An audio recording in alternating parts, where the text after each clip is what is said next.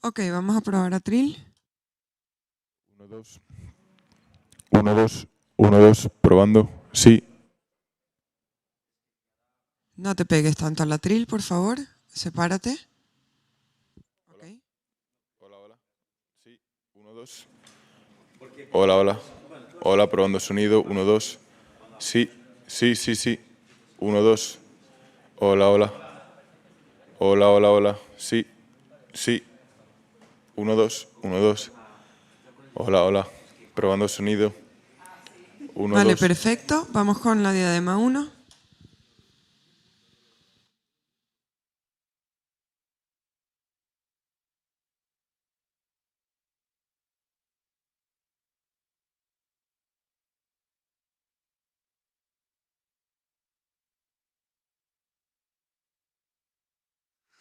Hola, hola.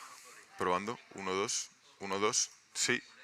Hola, hola. Probando sonido. 1, 2. 1, 2. Sí. Sí. Hola, hola, hola. Hola, hola, hola. Probando sonido. 1, 2. 1, 2. Sí. Sí. 1, 2. 1, 2. Hola, hola, hola. Probando sonido. 1, 2. 1, 2. 1, 2. Sí. Sí. Sí. Hola, hola. Probando. Probando. 1, 2. 1, 2.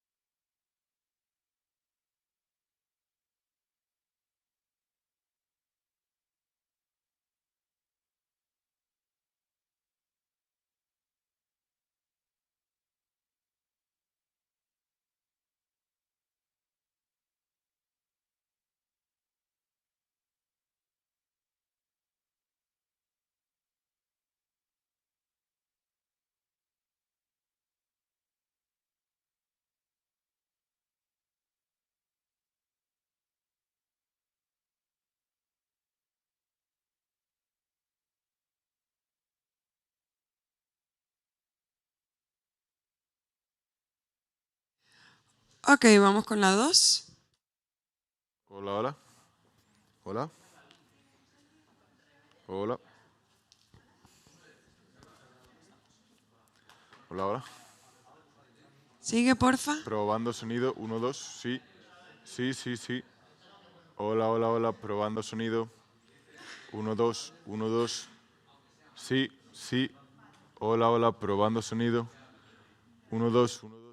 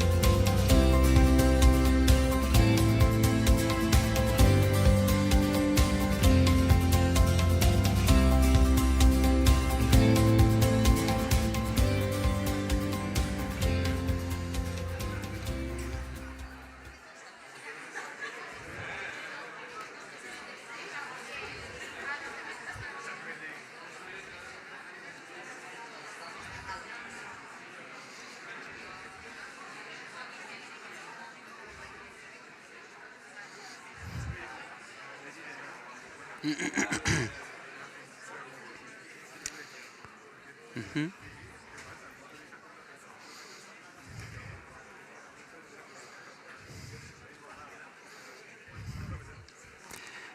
morning everybody. Hello, check, check. Can you hear me fine? Yes, I guess. Yes, more or less. I will speak up then a bit. I guess also it will be adjusted. And welcome. I'm actually very impressed that you're already taking your place. It's 9:30 sharp, and we will start this annual conference of European Schoolnet 2025.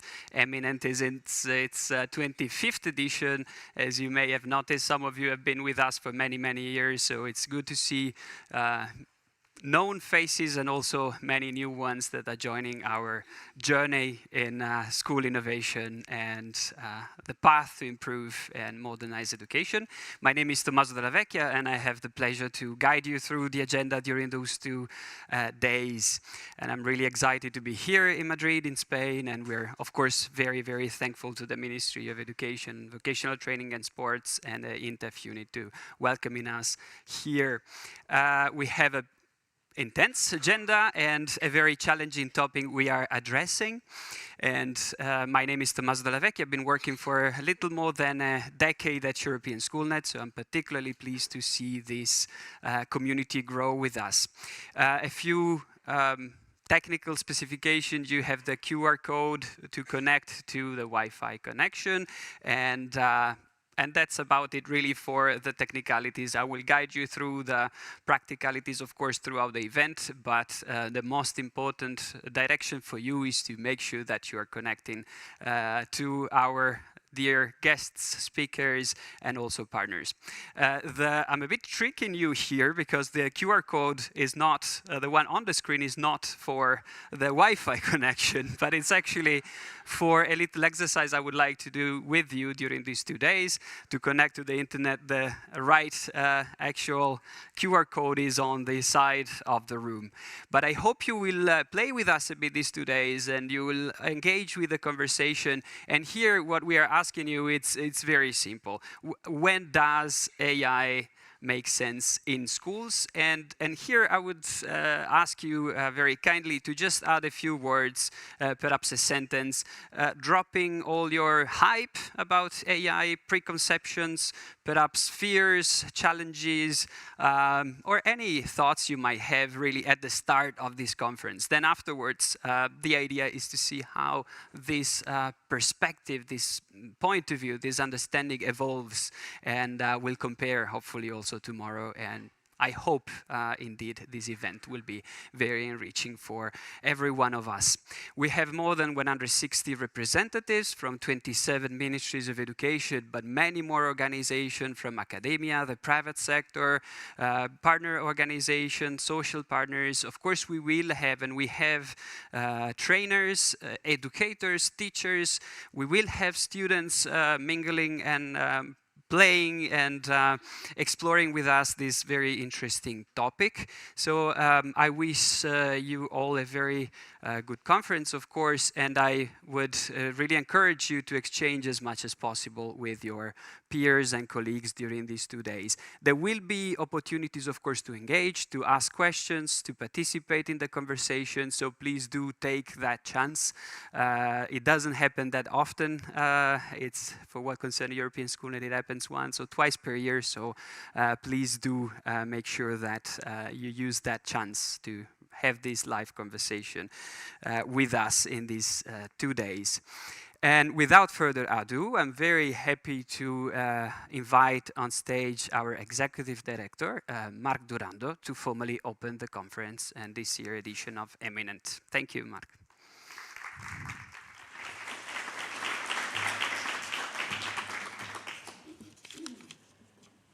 Yes. Yes, is it working? Yes. So many thanks, Tommaso. Dear Director General of the Spanish Ministry of Education, dear Ministries of Education, dear industry partners, dear Commission colleagues, dear participants. So welcome to this 25th edition of Eminent, our annual conference of our network of ministries.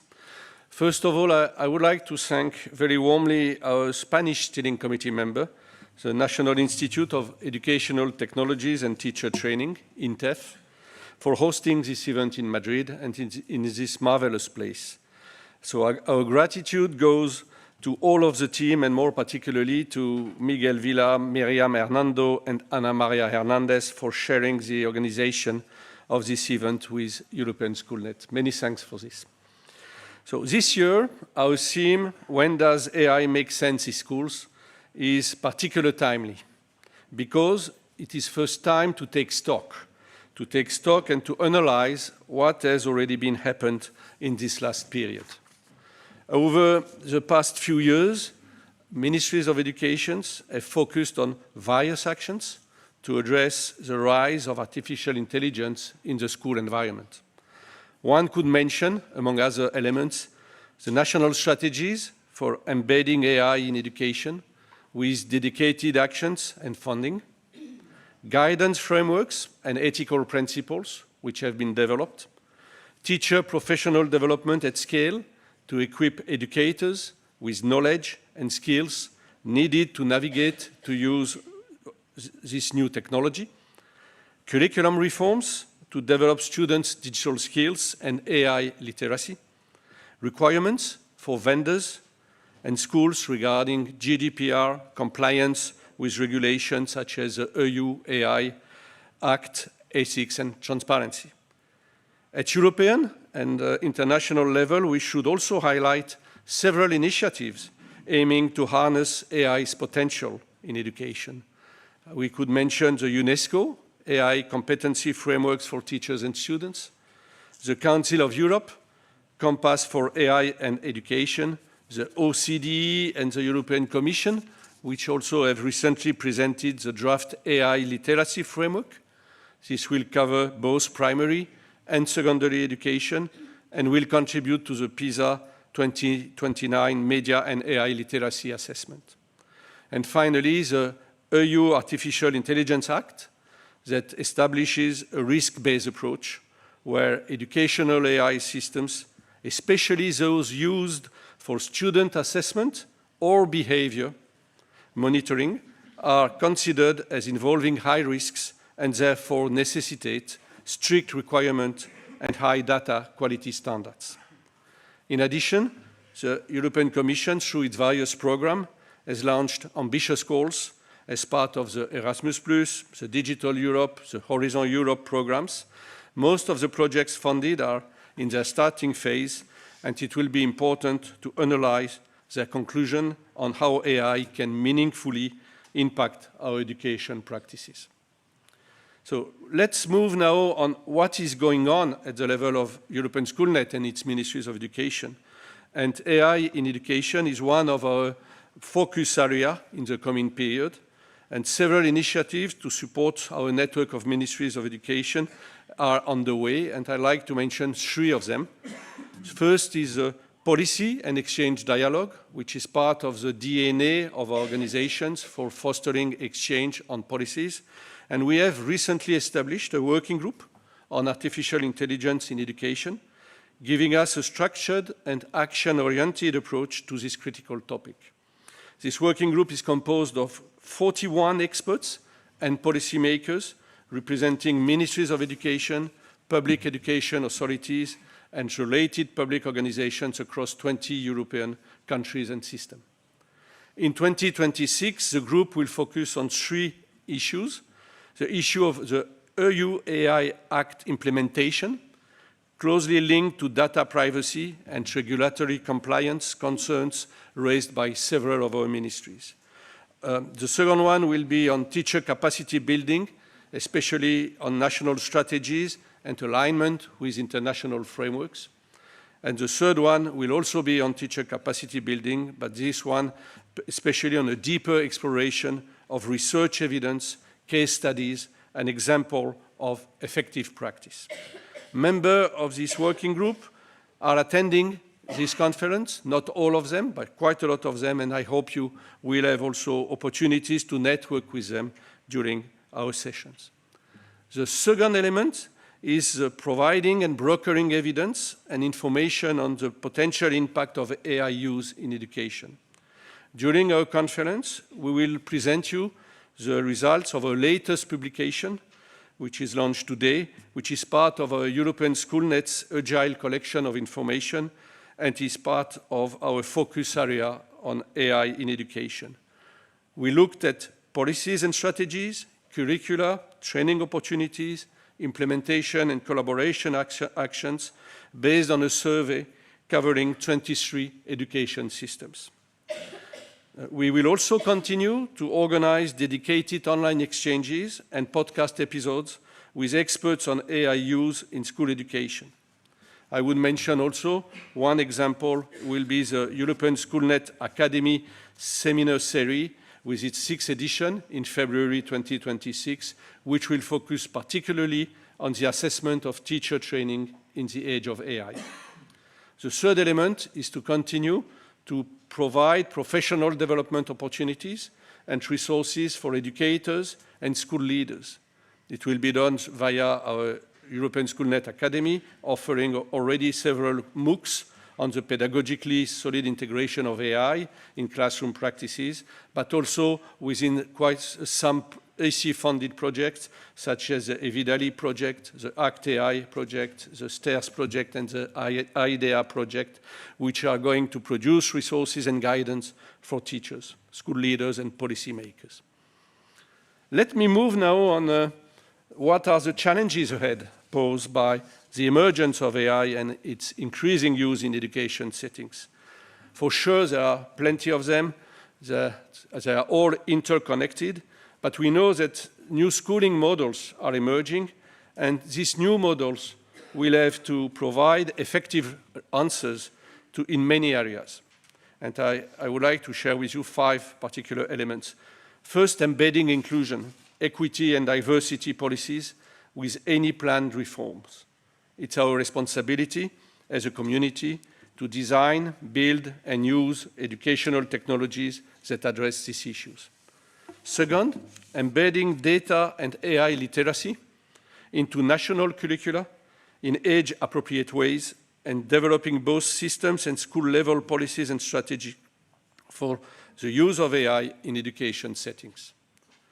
3, developing, implementing, and evaluating appropriate privacy and safety policies, especially given the rapid development and use of AI education tools. An appropriate regulatory landscape developed as quickly as possible is of paramount importance, including clear and transparent procurement standards. 4th, reiterating and safeguarding the centrality of the teacher's role.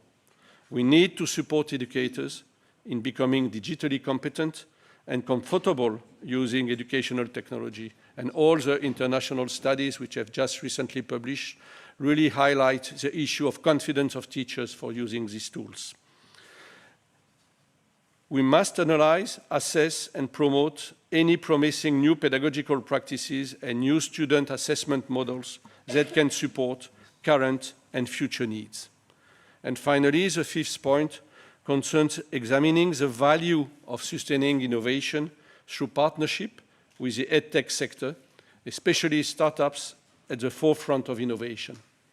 Against the background of the publishing sector in transformation, new cooperation mechanisms will be needed.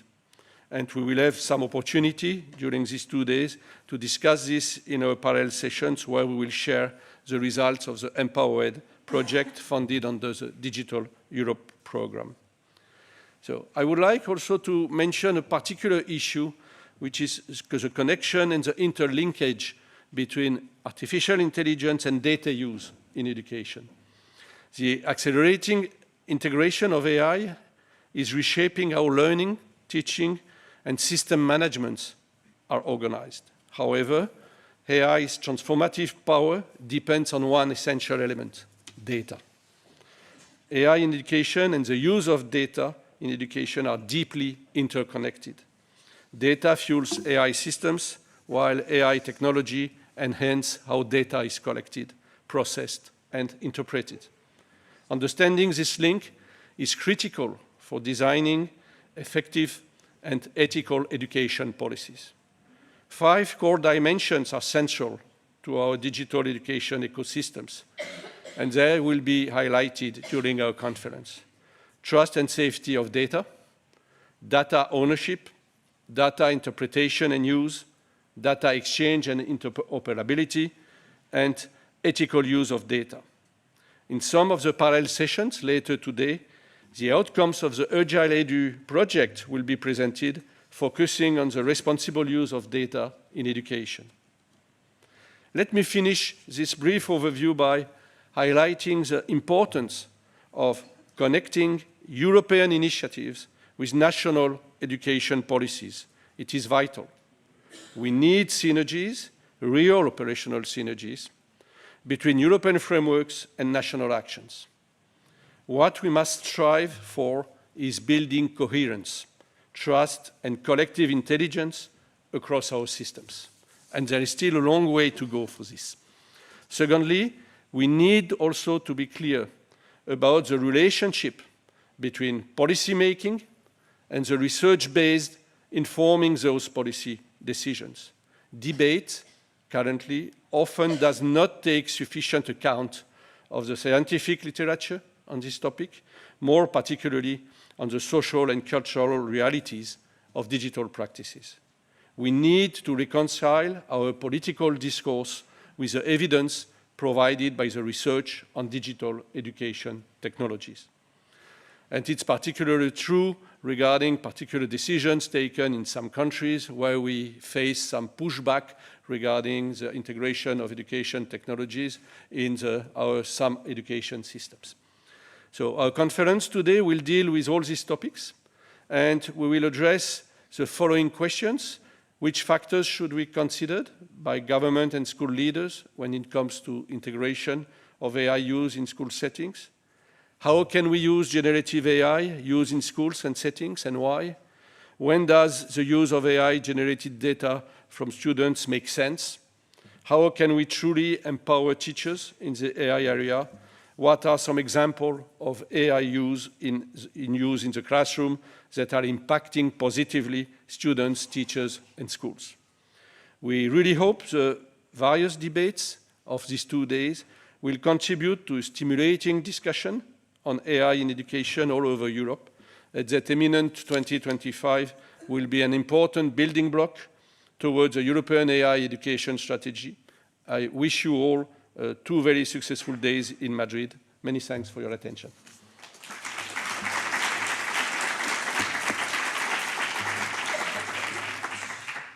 Thank you, Marco, for introducing and diving into the topic of today's conference. I take the chance to of course, welcome also the participants that are attending the meeting and the event online, reminding you also that this conference is recorded and live streamed. And of course, even though we cannot welcome the Secretary of State of the Ministry of Education, Vocational Training and Sports of Spain because of unforeseen circumstances, we are very happy, of course, to guarantee the second speaking opportunity to our hosts that so kindly allowed us to experience this wonderful city, weather, and culture. And I'm very happy to welcome on stage Monica Dominguez Garcia, who is Director General for Cooperation and Territorial Cooperation at the Ministry, and to which goes our gratitude and our warm welcome on stage. Thank you.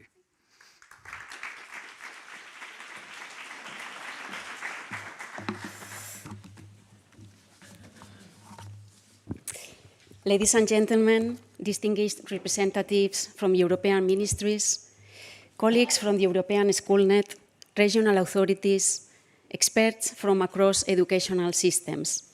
Good morning to everyone.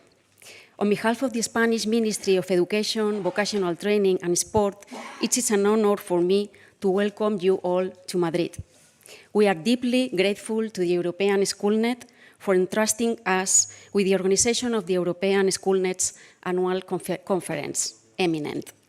Spain has been an active member in the European Schoolnet's network for more than 20 years.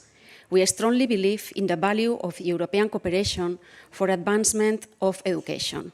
Hence, organizing this event gives our ministry the opportunity to contribute to enhancing collaboration and dialogue among the broader education community, from national and regional authorities to educational practitioners and other stakeholders. And it is the case for all editions. This event provides an excellent space to discuss current critical concerns, exchange ideas, and propose forward-thinking approaches for education in Europe. And a very current and critical concern that raises profound questions about our future is managing the inclusion of AI in education. As you all know, artificial intelligence offers extraordinary opportunities, from personalized learning and early identification of difficulties to supporting administrative tasks that allow teachers to dedicate more time to educational engagement. These opportunities, however, will only materialize if progress is made responsibly, taking into account the risks of bias, technological dependency, unequal access, and inappropriate use of data. The objective of our ministry is for AI to strengthen public education, not to replace it or create new divides. For this reason, we emphasize critical digital literacy for students within the development of digital competence, comprehensive teacher training, and institutional support for schools. Being a pioneer does not mean moving quickly. It means moving in correctly. This approach is fully aligned with European values and responds to a growing demand from the educational community for competence, clarity, security, and guidance to integrate new technologies without compromising pedagogical quality or fundamental rights. Students' digital competence is already embedded across Spain's curriculum. It's not just about using tools. It's about understanding implications, evaluating information reliability, identifying bias, and protecting digital identity. The challenge is balancing technical skills, critical thinking, and ethical values. Our goal in Spain is for students to learn to use AI, to research, create, solve problems, and communicate, always guided by the principles of responsibility and safety. This requires adapting resources, methodologies, and assessment strategies so that technology is not an add-on, but rather an instrument that strengthens essential learning. As for supporting teachers, programs such as convene EDU and the Digital Competence Framework for Teachers here in Spain have been instrumental in ensuring that teaching staff acquire a solid and up-to-date command of digital tools. Through these programs, thousands of teachers in Spain are enhancing their digital competence. To date, more than 600,000 Spanish teachers have gained accredited digital skills, including the use of AI systems, analytical tools, and learning support resources, reflecting the evolving demands of educational landscape. This means better designed learning experiences, effective digital assessment, and awareness of ethical challenges. This effort has a direct impact on students' learning quality and on the cohesion of educational institutions. In addition, the Spanish Ministry of Education recently developed the Guide of the Use of AI in Education, which represents a milestone in the Ministry's digital strategy. For the first time, it provides a clear, updated, and accessible framework to support the entire educational community in the responsible integration of AI in the classroom. The guide not only outlines opportunities like the design of AI-supported learning activities, but also establishes boundaries, ethical criteria, and practical guidelines for teachers, school leadership teams, students, and families. As an example, it includes a simple and applicable ethical decalogue that emphasizes principles such as transparency, privacy protection, non-discrimination, and human oversight in decision-making.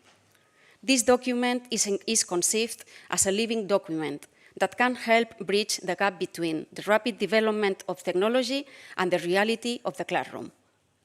The Ministry's goal is for Spain to lead not only in the use of AI, but also in its critical understanding and pedagogical application with full guarantees. For this reason, the guide serves both as a technical tool and a political commitment to the safe of meaningful use of artificial intelligence in education.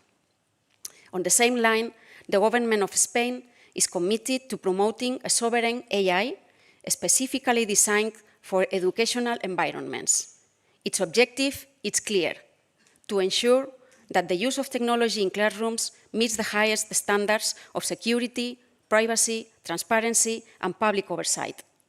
This is not only about having advanced technology, but about guaranteeing that it reflects the values of our educational system and complies with our legal framework. A sovereign AI will help reduce external dependencies, strengthen the protection of students and teacher data, and ensure that models are trained according to pedagogical, linguistical, and cultural criteria specific to our country. Furthermore, it will enable the development of tools tailored to the real needs of schools: teacher assistants, personalized learning environments, advanced accessibility systems, and resources for educational inclusion. In short, this is not just a technical project, it's a political commitment to safe, meaningful, and equitable AI in education. Together, we can ensure technology strengthens learning, protects rights, and reflects our shared values. On behalf of the Spanish government, I wish you a very productive and enrichment event, hoping that the ideas we developed here in Madrid strengthen European collaboration and our national capacities to build more competent, fair, and resilient societies. You can count on Spain's support and active collaboration on this collective effort. Thank you very much for your attention, and good luck with all your international and national endeavors. Thank you very much.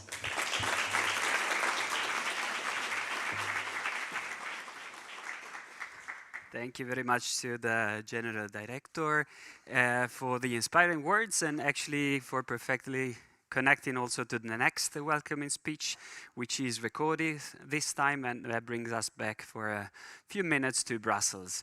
The next speech is from the European Commission, from DG Education and Culture, and of course represents a big player in the field, and certainly for us a guide and a partner.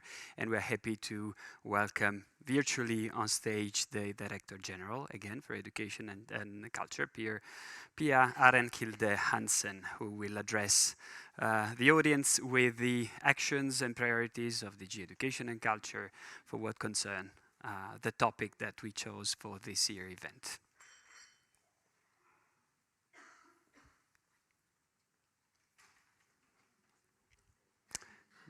Might need sound.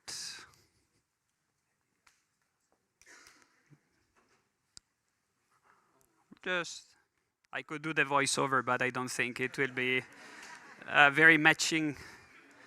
Would be a pity. Yeah. Let's try again.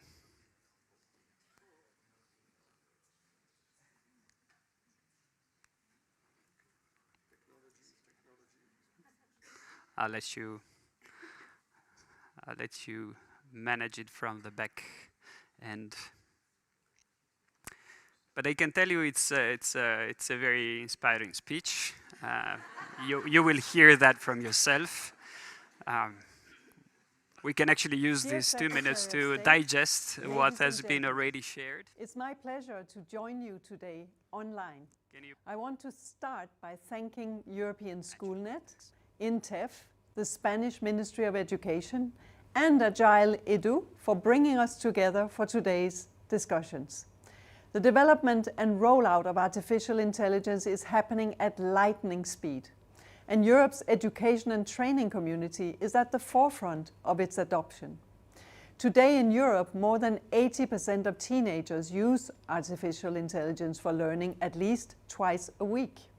And in Spain alone, more than a third of lower secondary school teachers use AI in their work.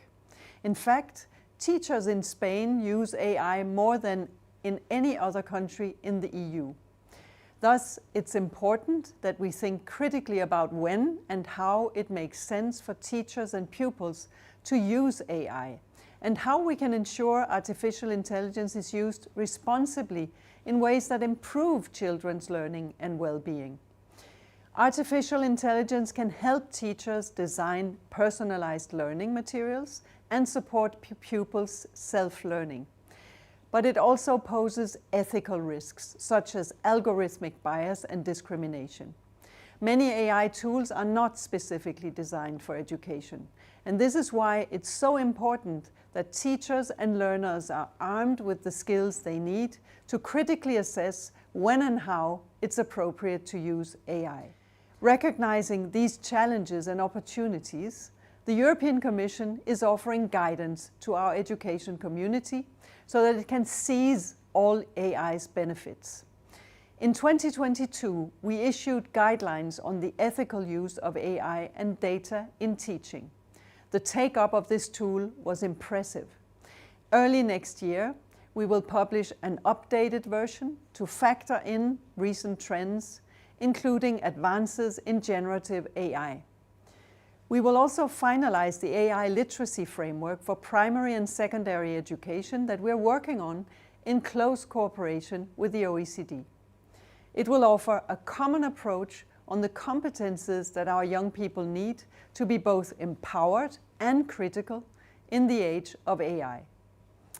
Under the Union of Skills strategy, launched by our Executive Vice President Roxana Minzatu, we're equipping teachers with the skills they need to use AI responsibly in the classroom. Teachers are more exposed to AI than the bulk of Europe's workers, but 3 in 4 of them feel they don't have the skills they need to use AI in their work. So to fill this gap, the Commission is supporting partnerships of teacher training providers and schools, Erasmus+ teacher academies, training teachers on how to use AI in their work. This year, we will also launch 2 Erasmus+ policy experimentation projects dedicated to the use of AI in education and equipping Europe's teachers with the skills they need to confidently and safely use AI. And finally, in autumn next year, the Commission will adopt a new education package. This will include a roadmap for the future of digital education and skills, taking us right up to 2030. Building on our existing efforts under the Digital Education Action Plan, the roadmap will outline actions building more inclusive, resilient and future-proof education systems. I'm grateful for European Schoolnet's contribution to this work, for example under the Agile EDU project, which we will discover later today. We're proud to support your work. I also welcome the actions of the Spanish Ministry of Education and INTEF guiding schools and teachers in the responsible use of AI. Ladies and gentlemen, thank you all for your commitment to championing the responsible, ethical use of AI to empower teachers and learners. These efforts are key to equipping young people and Europe with the skills they need to thrive in the future. Keep up the great work.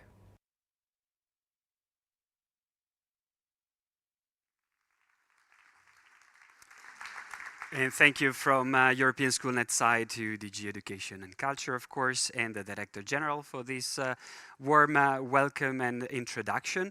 And now is the time that all of you are waiting for. So we start with the first keynote speech of today. And I'm really pleased that it will address the topic that you see on screen, of course, which factors, which preconditions should be considered when thinking about the introduction of AI in schools. And we have the pleasure and the honor to have with us Olli-Pekka Heinonen, who is the Director General of the International Baccalaureate Organization. He's been serving, as you know already, in the past as Ministry of Education, Director General for the Finnish Education Institute, so we're an agency, and so we're very pleased and looking forward to hear what you have to share with us today, Mr. Heinonen. Please welcome us, join us on stage. Thank you. Thank you.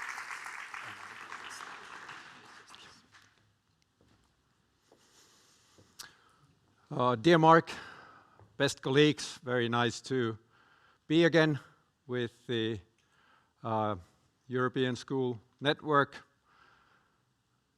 The topic that I have been using quite a lot of time reflecting myself during the last couple of years is the question that are we taking in the education AI too seriously? Is it something that actually this is the hype, the bubble will burst, and it isn't that big a thing? Or are we taking it kind of too loosely?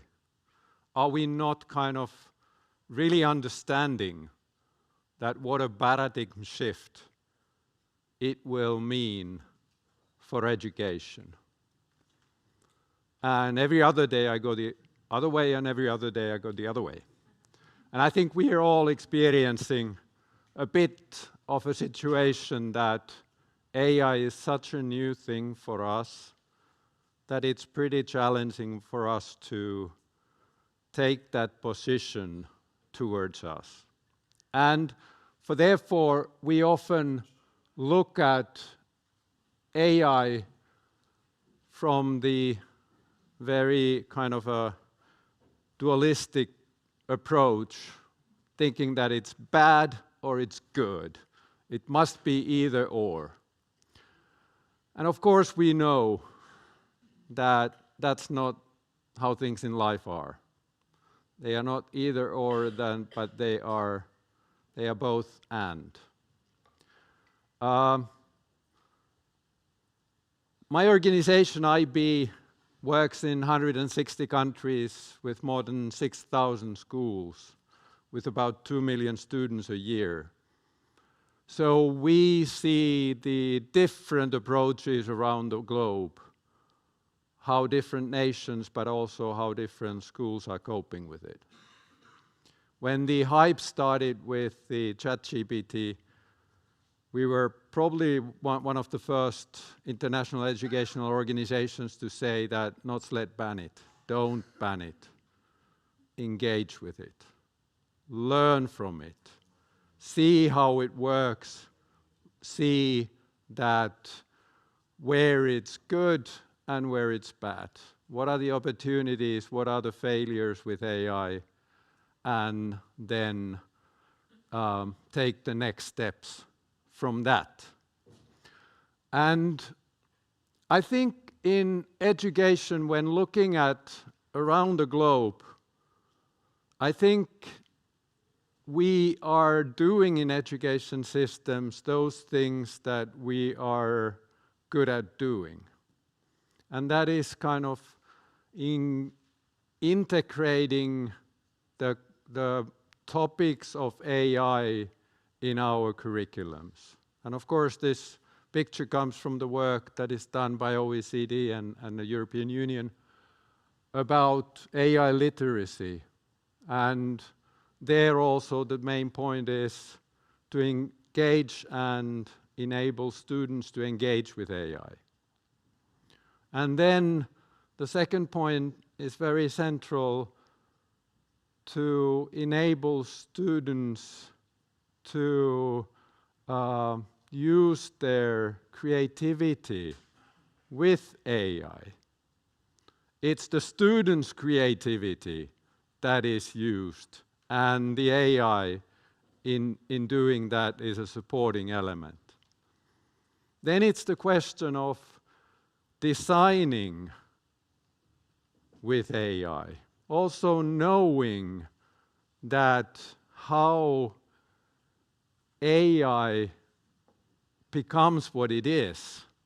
We need to understand that what's the logic, how AI functions, and in order to do that, you need to know the basic ideas how to design it. And then last but not least, the question of how to manage AI. And I would look at that question also from a very personal point of view, that how are young people capable of managing their time, their attention, their emotions when they engage with the AI.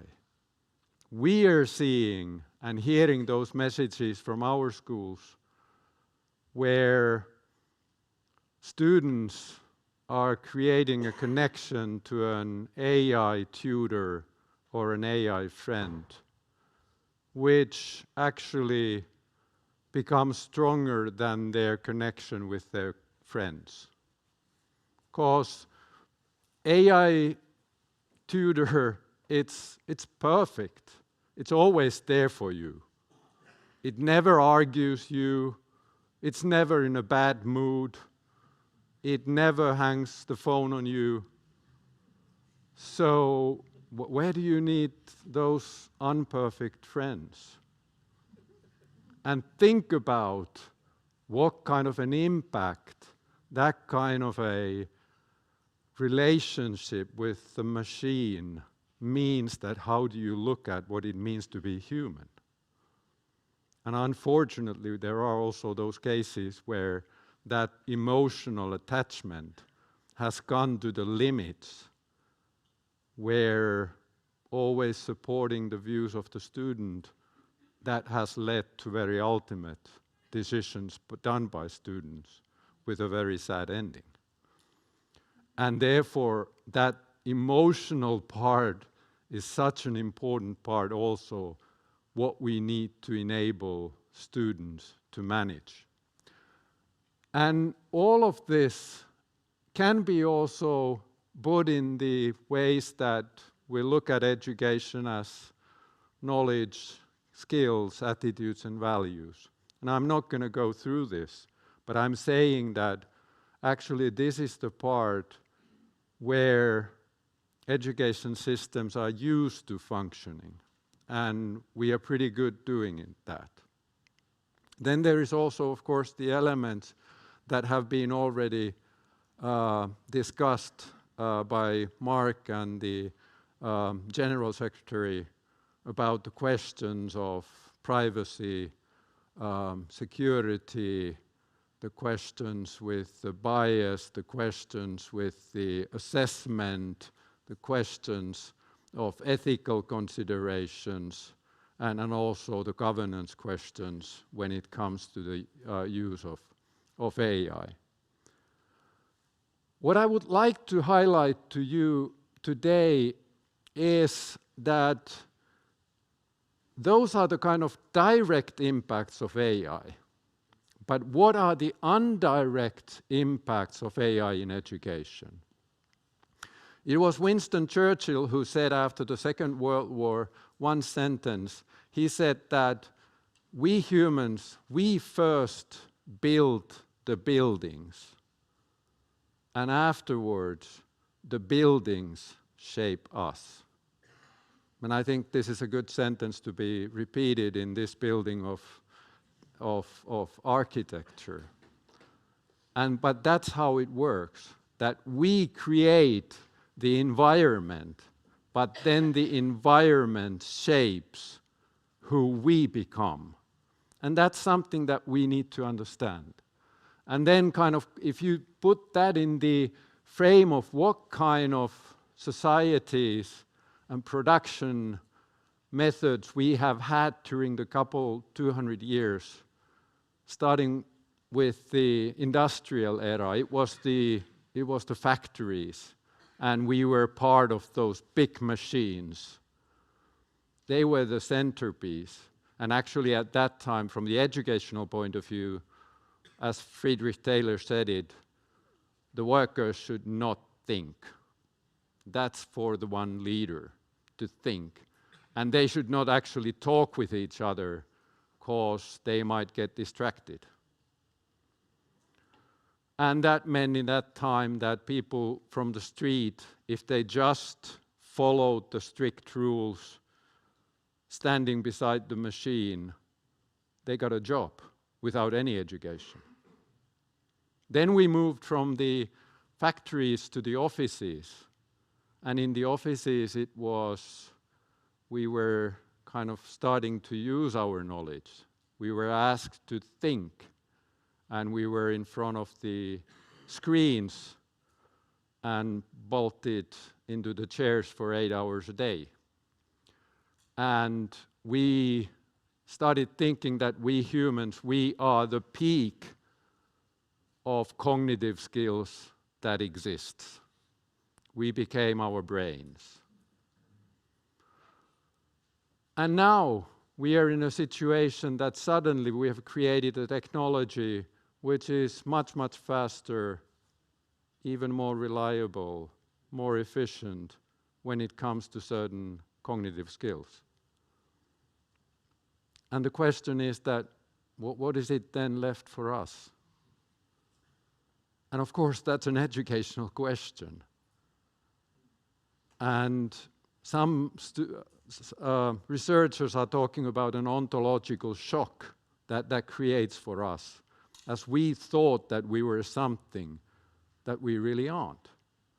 And that leads us to the question that if we compare the human and artificial intelligence, that what is it that where we humans have a role in the future? And of course, then the question that what is the things and capabilities that we should strengthen in the education systems that we're driving? I think first of all is the shared intentionality. AI doesn't have an intention. We do give it an intention. And especially we humans have the capability of social animals to be capable of aligning of an intention and trying to reach it together. And that is becoming so much more important for us.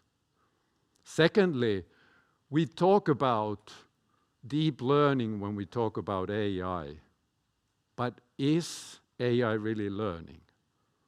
Learning happens in the interaction between the learner and the world. Is AI a learner that engages with the world? Kind of, but not really. AI is engaging with what we humans have written about the world. But it doesn't engage with the real world. It doesn't have the body that we have to engage with the world. And actually that bodily component is very central for us coming from the information society period, where we must understand that it's not only the brain, but it is our whole bodily existence. We know by moving our body. We make decisions by our body. Think about emotions. We feel them in our gut. Our hands get sweaty when we're nervous. It's all about that capability of using the entire wisdom that is there through evolution in our bodies. So the bodily presence and that wisdom, how do we get that connection? Kind of not just the scientific way of knowing, but also the other ways of knowing. And lastly, AI doesn't care. It doesn't care, although it might be an AI friend that is perfect, but it's about probabilities.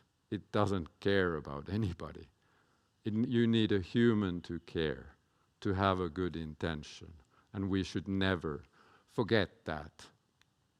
And this is work that OECD did, actually a work that lasted for six years on looking at big paradigm shifts in education. And the outcome was published maybe a month ago. The name of it is Education for Human Flourishing.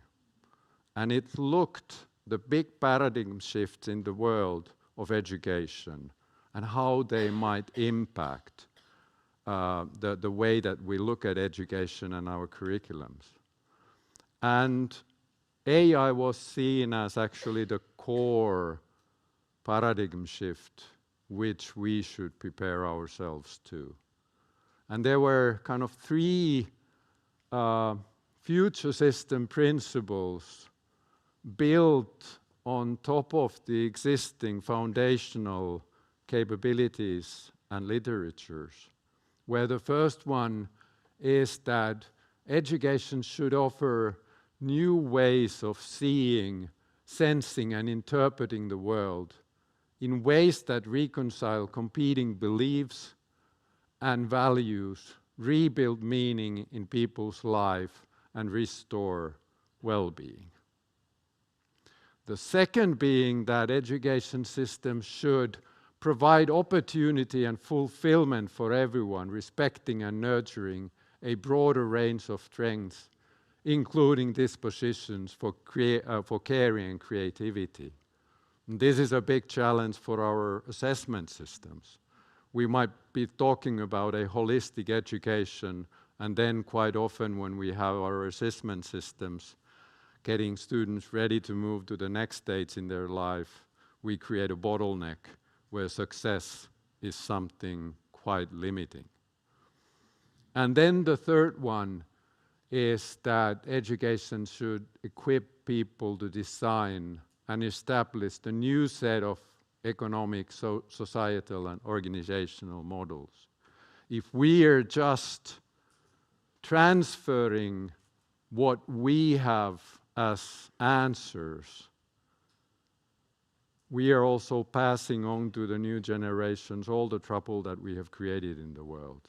All the challenges, all the global challenges that we are faced of will be their kind of what we are giving them if we don't teach them to come to different solutions than what we, the older generations, have come to. And all of this to conclude brings me to the question that what are the things that should be considered when we are thinking in our education systems in schools, how to approach AI in this moment. And first, I think it's important for us to not to start with technology, but start with the challenges of teaching, learning, and education. If you see that there is an AI solution that is helping you solve those problems, I think that is when AI is wise to be used. But if you start with AI or technology, you might get lost in paths that lead to a place which is very expensive, at least. Secondly, bear in mind that the added value comes from pedagogically sound technology and applications. And here really, I think this network, the European School Network, is in a very central place. Of course, sharing the experiences between different jurisdictions and different schools. But not only that, but I would also encourage you to create those connections with those organizations and companies that are developing the AI solutions. Because without that kind of a dialogue, we don't get those pedagogically sound solutions, and we need them. Think about the world, the amount of investments that are done in the world in AI. And we are having a lot of those solutions today for free. Do you think that that will last that way forever? And there is also the other question that when the earning logic comes to the picture, there is that challenge that those applications will not try to harness the strengths of what it means to be human, but in order to maximize the time spent with those services, it tries to utilize the weaknesses of us humans. And that's the path that will happen if we are not engaged in those discussions with the companies that are creating AI solutions. Always consider the benefits against the risks and also the unintended consequences. I mentioned already the risk with the emotional attachment, but there are definitely others too. And there is that probability that we might be at the moment in a position where the risks might be even bigger than the opportunities. And that doesn't mean that we should forget AI, no. It means that we should try to mitigate the risks and put enough effort not only on using the opportunities, but also finding ways how to mitigate the risks. That is so, so central. And then understand that students are using AI in very many different contexts, also outside school. And we should understand that in a similar way that we need to understand how students are using mobile phones and social media, not just in schools, but outside the schools. And what is it when you count all that time together? And how we're again helping the students to have that time management and attention management to be capable of coping with that. And then good and bad cognitive offloading.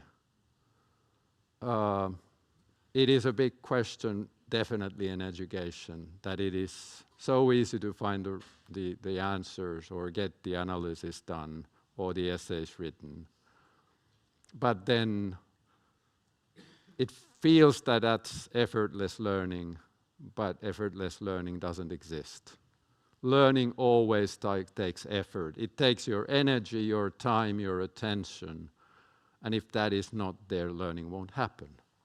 So understanding that kind of a critical thinking and learning to learn approach is very, very central, and we still learn to know knowledge, not just count on it that you can find it somewhere when needed. Fight technological fatalism. It's not here as kind of something that we have to surrender in front of it. We are creating the solutions, and teachers, school heads, national governments are the ones who have the power to impact what is happening. When does it serve the purpose of education? That's when it should be used. And thinking now about the possibilities and the risks, the biggest possibilities with the lowest risks are probably connected to the solutions that are used by teachers. So if one would like to start with something where there are low risks but big opportunities for added value, I would start with applications that are kind of teacher-led applications. Because the leverage power is strongest there without the biggest risks to be kind of become reality. So involving teachers first, of course, through education and training for them to use it, but also from the risk mitigation point of view. So I don't think that we are in a situation where we can say that are we taking it too seriously or too kind of loosely. We will need to continue to engage with it, learn from it, see what it's best for, and that's the best way for us also to make it safe for our students. Thank you very much.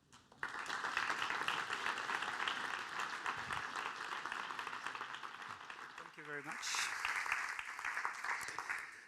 Thank you for the inspiring thoughts. Very much appreciated to that you've given this depth to the conversation and the reflection. Now, I would like just to ask if there's any pressing urge to ask a question or share thoughts from the audience. We can spare a couple of minutes for that. Otherwise, there is one here from the center, please. Just wait a second for the microphone. We'll arrive in a bit. Thank you very much. It was really, yes, a well prepared and good way of presenting the challenges we have in according to AI. And I like your model of learning, how it has developed, and we have to use mind and body and our presence in the world. I wonder, do you have any thoughts about the more earthly complications of being in the world according to this learning? I think how we are connected to the earth and our mismatch about how we use the word as humans. Do you understand my question? Could you repeat it one more? Yeah. Yeah.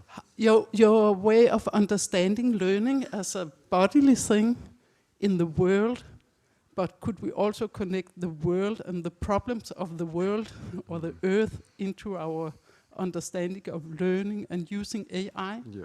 Yeah. Thank you very much. It's an excellent question. I think there's a lot that we can do in that space. And one thing that I'm very worried about is the question that when we are looking at how students engage in the world, and there is research done on that, we are seeing that those students who are who have an explorer mind, that group of students is getting smaller. And that's a worrying thing, because of course the engagement, having the agency, the motivation is very central in a world which is constantly changing and we are faced with new situations. And I think one way is to think that what are the things that are really meaningful for our students? What are the ones that deeply are seen as something that touch their future and our students want to have an impact on? And how to bring those topics to our education systems. That's what we are actually experimenting with several schools around the world, looking at questions like food or migration or biodiversity or energy from, of course, using the traditional subject, but also using the lenses of systems thinking, future studies, change leadership, and doing it in a way that is much based on student teamwork, and also using alternative assessment models, kind of portfolio type of assessment on the way of learning, not just kind of end of studies exams. And from the motivation and engagement of the students, the feedback has been very, very positive. Thank you very much for this first exchange of the conference. Now we will have to break for a short coffee break, and we will get back at 11 and start with the first roundtable conversation. Well, thank you again for the inspiring speech, and see you soon. for the program. Thank you very much. Thanks. Thank you.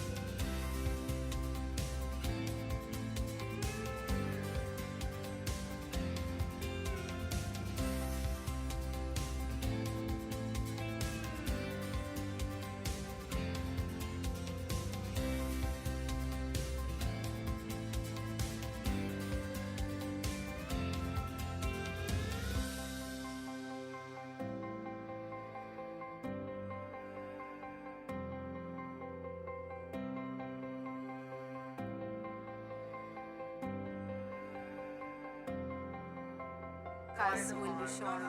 Yeah, the intention was to all sitting and then we listen to the podcast.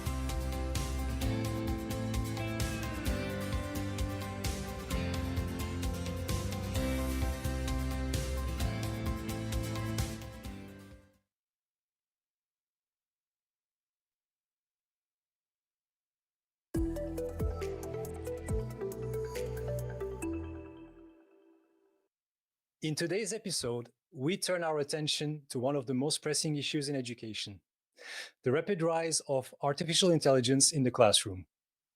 Schools are experimenting with AI-powered Edtech, and in doing so, they're becoming testing grounds for AI services. AI has the promise of reducing teacher workloads, personalizing learning, and giving students more means to express themselves.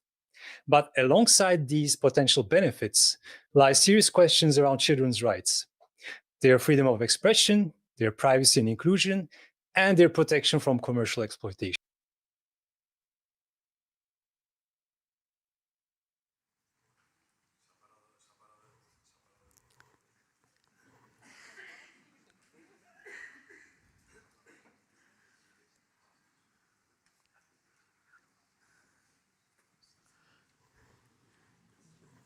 Okay, so welcome to this roundtable about the responsible use of AI for the benefit of students. I will start with introducing quickly the panelists I'm lucky to have with me this morning. So we will go that way. So, Quentin?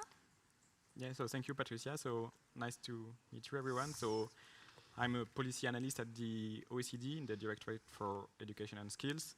Briefly, I guess you are familiar with what the OECD does, especially in education. We have the PISA assessment and the TALIS assessment. So in a nutshell, what we do is that we collect data, we analyze and we compare those statistics across countries, and we try to promote the best practices and the best policies in this area. And as you can imagine, a growing part of this work has been devoted to digital education in the last years, and I'm going to present some of this work in this discussion. Then we go to Katharina. Yes, thank you. I'm Katharina Sperling. Thank you for the invitation. It's great to be here. I am from the ICE lab, AI Simulation and Teaching Laboratory at Linköping University. And we focus on developing and on testing AI together with teachers, together with teacher educators and developers and researchers. So we are an arena that try to develop research for responsible AI use. My background is in pedagogical work. I wrote my thesis on AI in education, and I did that during a period where we had COVID and when generative AI emerged, so during a very transformative period. I also have a practical role as a strategist at the Department of Education in the municipality of Norrköping. So I meet many school leaders and many schools that are affected of what is happening now with the generative AI. And my current research is on AI literacy in both compulsory education and in higher education. Thank you. Øystein? Yeah. I'm Øystein Gilje from University of Oslo. Is this working? No? Is this working? No? Okay, now it's working. It's working. Wow, thanks. I could hear that. I work at University of Oslo as a professor at the Department for Teacher Education and School Research. I'm also a leader of a center that works with many local school authorities on different kind of topics. One of them is, of course, AI literacy among in-service teaching training. And in addition to that, I'm a researcher and have two major projects at the moment, both in municipalities that have developed their own chatbot solution based on Microsoft Azure, but we make customized chatbots for specific knowledge domains, which means it's very important for me, as presented by the previous keynote speaker, to start out with the teachers, to be in the classroom, to see what the students are doing when using these chatbots, but also start with the knowledge domain and the practice and the experience from different kind of teachers, and then see if we can integrate different chatbots in our practices. In addition to that, I have been working with technology and learning for 20 years, starting out with my thesis to see how the software and the editing software is actually making an impact on the ways in which we make meaning when we write, when we make movies, and also when we make presentations with PowerPoint. We move to Lydia. I'm Lydia Kralj. I work as a senior analyst in European Schoolnet, and I was involved with the Agile EDU, already mentioned project, from the start, from preparing the proposal and fully from implementation. Additionally, I work as an expert for European Commission, OECD, UNESCO, working on the AI literacy frameworks for students and for teachers. So I suppose that from the profile of the panelists, you can guess what will be the kind of discussion we will have. We will mostly discuss recommendation and evidence from research and from practice about the use of AI for the purpose of learning and teaching. And we will do that from sources that are the OECD, of course, the OECD is here, research, we have researchers with us, but also from project. And the beginning of the podcast that you have listened to earlier comes from a project that has been already mentioned previously by other speakers, and it is Agile EDU. Agile EDU is a project finishing in a few weeks, and was about responsible and meaningful use of data in teaching and learning. And we will start to give you a brief overview, because this afternoon there are two parallel sessions about this project that is very important. Marc de Rondeau, in his introductory speech, highlighted the relationship between AI and data. And indeed, this is why we benefit from this opportunity of Eminent to present the conclusion and the recommendation of the project. So, Didier, I pass you the floor to give brief ideas about what Agile EDU is and the brief ideas of the recommendation it leads to. Thank you, Patricia. We've been all talking about the AI, but there is no AI without the data. That's why Agile EDU was dedicated to the analysis, how educational data is collected, how it's used, what is the purpose, and how we could recognize or create factors that could support responsible, inclusive, equitable use of data in education, purposeful use of it, aiming for a better teaching, better learning on individual or on the school level, but also when we talk about ecosystem support on a national, regional, international level. I'm very sorry that Barbara Wasson is not today with us, but let me quote her sentence that data is oxygen of the AI. So whenever we want to address either risks or benefits of AI, we have to also address the data which are coming into system or coming out of the system. In Agile EDU project, we try to research and evidence those relations, monitoring from 3 points: policy, practice, and research. We organize several education labs on a national and EU level, trying to grasp evidence and data, of course, from different stakeholders, from teachers, from policymakers, from national agencies, organizing and being in charge of the data. Something happened with the mic, does it? No, it's okay. Good.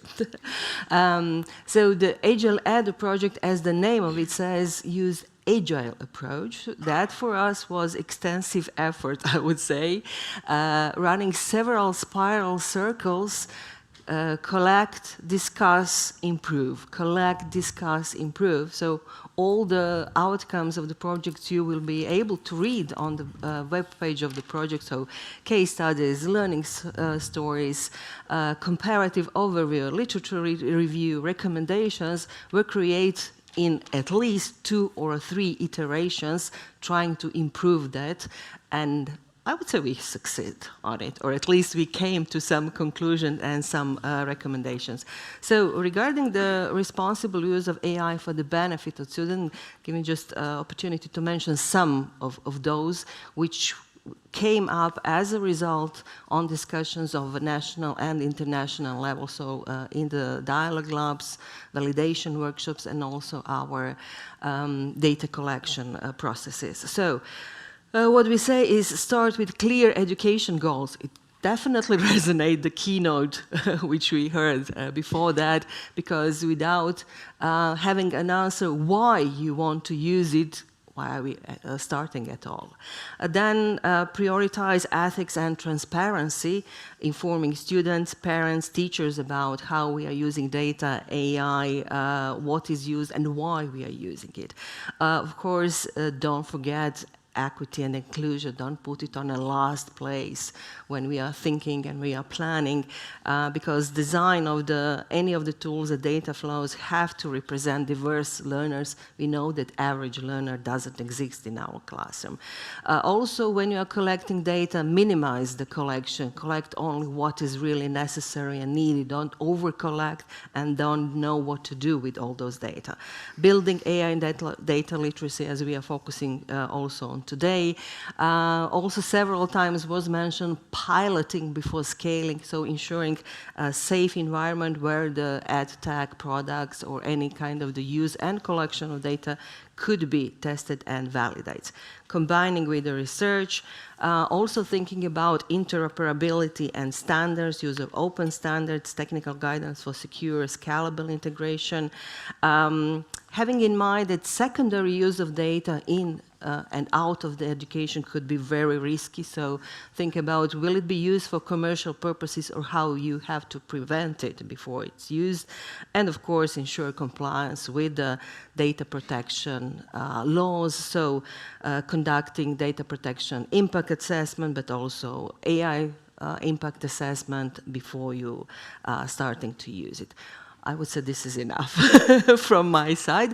Also, let me invite you for the workshops in the afternoon. We will discuss the recommendations from the practitioner's point of view and also from the policymaker point of view. Feel free to come and join Antoine and me and our partners in the workshops. Thank you, Lydia. So you may have understood also that the Agile EDU was exploratory in nature. So there were a lot of dimensions that were explored, and we are curious to hear what are the kind of recommendations that will come from the report that the OECD will publish in January, specifically about AI in education, and how it resonates also with what has been said from the recommendation coming from the project. So, Quentin, can you tell us more about your coming reports? With pleasure, yeah. So first, I think it's important to kind of situate this report and this project across the many other projects that the OECD is conducting on AI and digital education in general.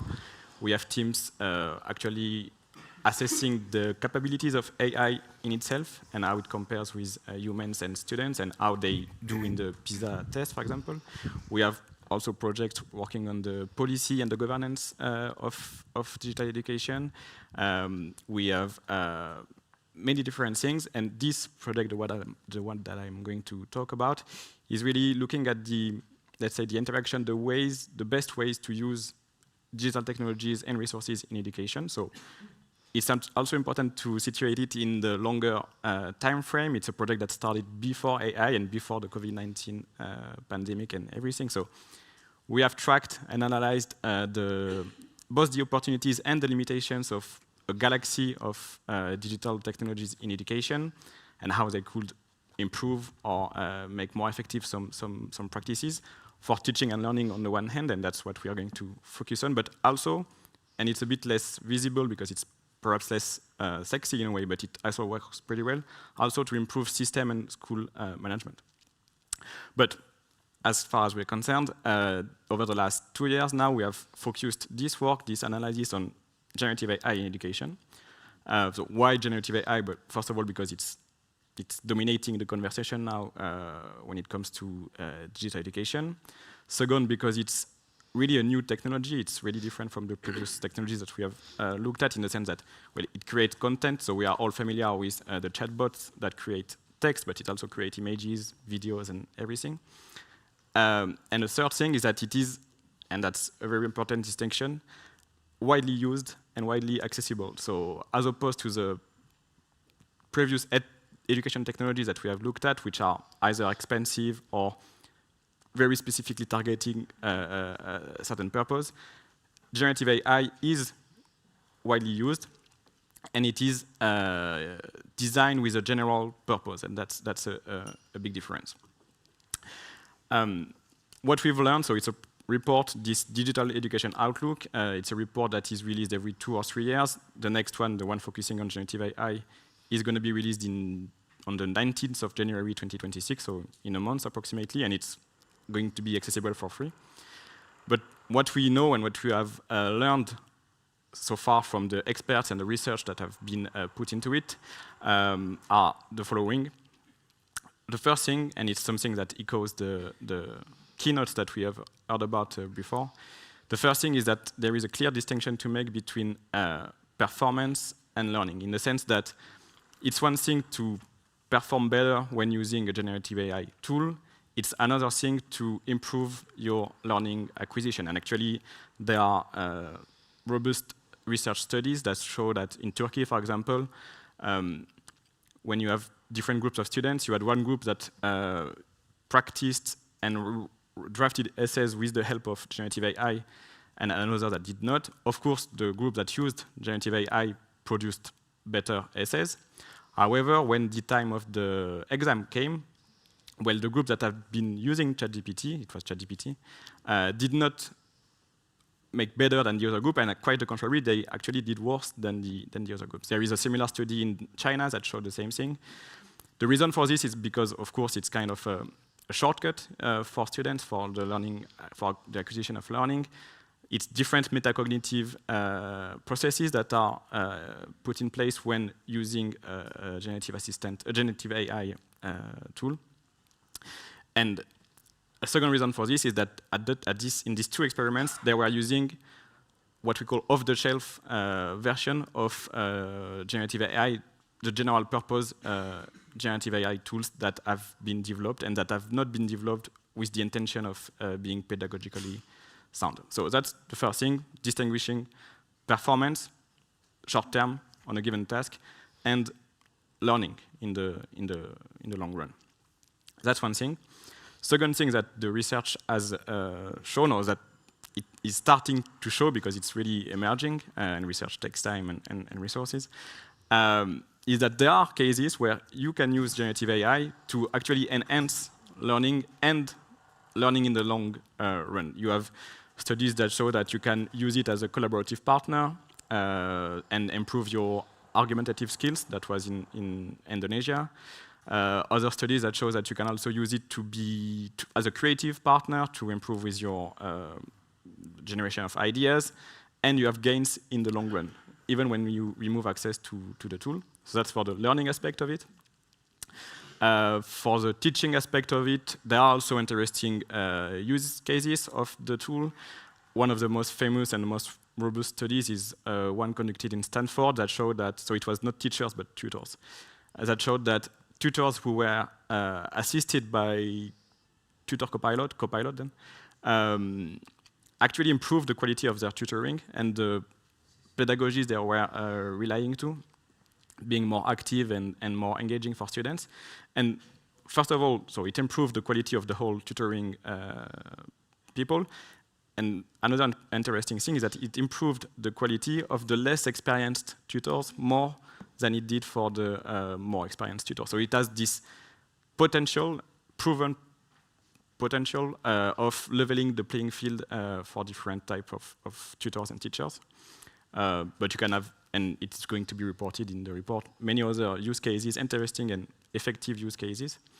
And maybe a third thing, because we're not going to talk about the system and the school management and the operation in the back ends, but it's also useful for the research part. It can be used as a research assistant. Many other examples, many other use cases of it being used at different steps of the research process, of the scientific research process, as a partner, as a way to process huge amount of data, and as a way to make breakthrough in the research field. So that's what the Outlook is about, showing the opportunities, mindful of the risk and the limitations, and in a nutshell, understanding how and when, make the best use of the tool, and how to transition from general purpose tools to educational generative AI. Is there one of you who would like to ask a question to Quentin, or to make a comment on this? Yes, Øystein? This is just a very short comment, but I mean, I think most teachers, they are looking at the headlines in the news and they say, wow, there's a new study about AI. And every second week there is a new study about AI and learning.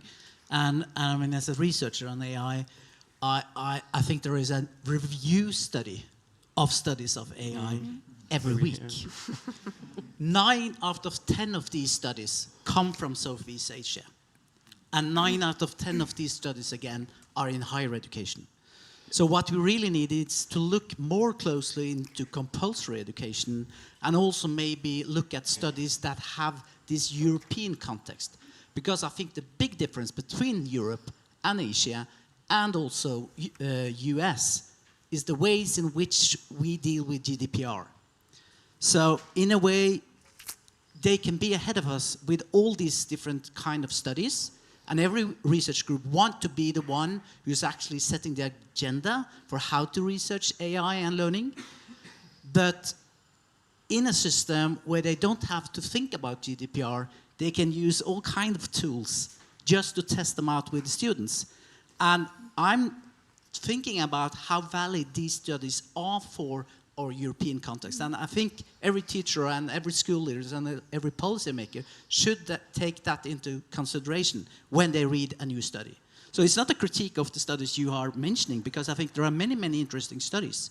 But I think we have to think of the specific context we are within. We have the EU AI Act, and we also have been working with the GDPR framework for 8-9 years now. And that is very, very different to Singapore and China. Okay, thank you. Sorry, thank you, Øystein.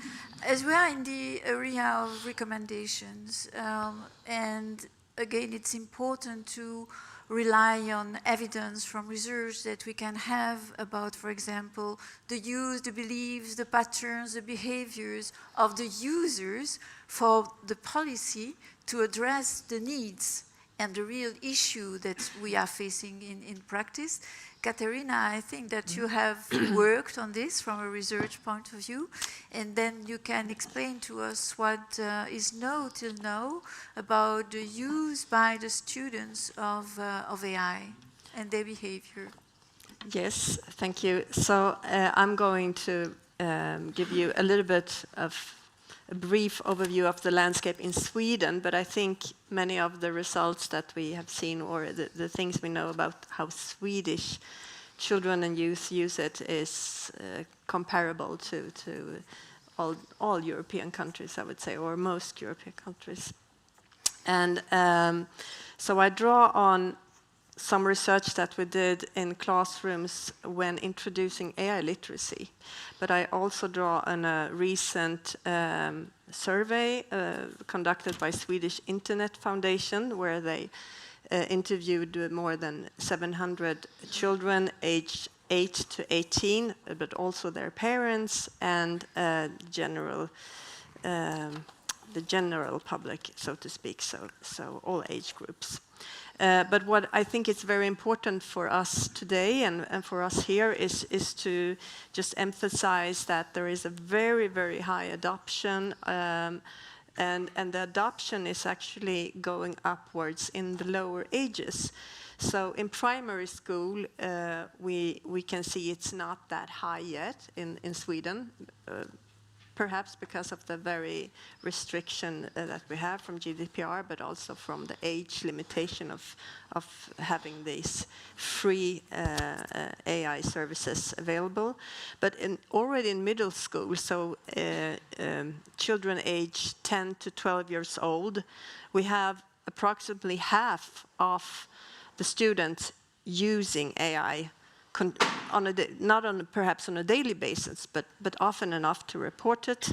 And in high school, of course, and lower secondary school, the curve is that it's almost an equal use, because we often think in school that it's the higher education, high school students, but actually it's the students now that are not really have the foundation of writing skills and reading skills established yet. They're still very young, 10 years old, that are using this for different purpose and for schoolwork.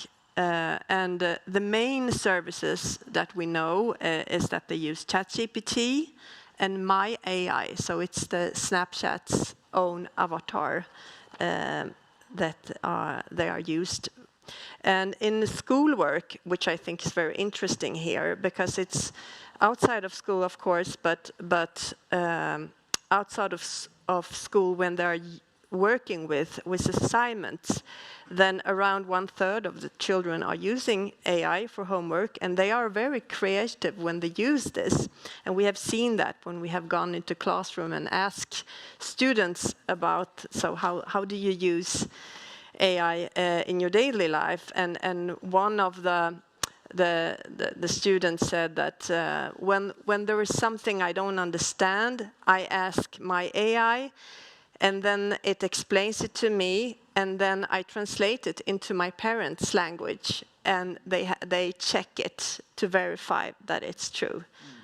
And I think that's I wouldn't say it's a responsible use, but in a sense it is. I mean, children are aware that they can get erroneous answers, at least this child was. But it's very much about verifying a concept, trying to understand. It's also used a lot to upload lessons or different exercises, or in one case, a boy recorded the lesson of the teacher in class. A 12-year-old did that and uploaded it to ChatGPT and asked the AI to explain what the teacher said. Now, this is also a creative use. It's perhaps not the use that we want, but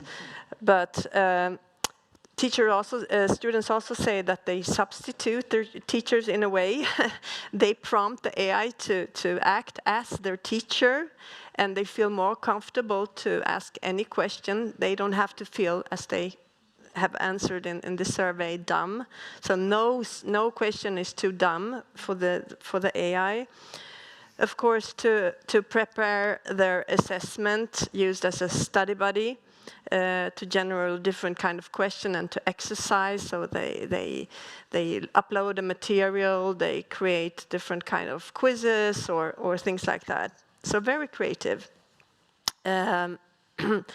They are also, of course, using it. We have focused a lot in the discussion about cheating, and that's something, a big discussion in higher education, but sometimes it's difficult for a 12-year-old to know what is actually cheating. In this case, they were asked what kind of prompts, how do you prompt the AI? So one 12-year-old answered that,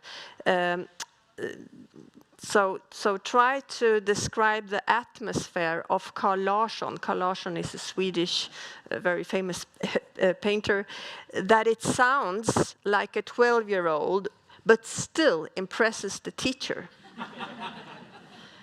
So they already knew, so it's not their prompting skill we need to enhance here. They know how to prompt these technologies. But also what was said before, they are using this, they are relating to this for social and personal purposes. So they heavily engage it when it comes to personal issues. One 50-year-old said, I upload all my SMS from my boyfriend and ask the AI if my boyfriend loves me. And this is, I don't know, it feels uncanny a little bit that this is the kind of usage there is, but it's replacing a lot of the conversations, and we know that from other reports that it's replacing a lot of conversations that students are having with their teachers and that they are having with their students, with their peers when it comes to schoolworks, but also apparently about other things. They were also, and I think this is important to say, that they were also asked, so how are your teachers introducing or talking about AI in classroom?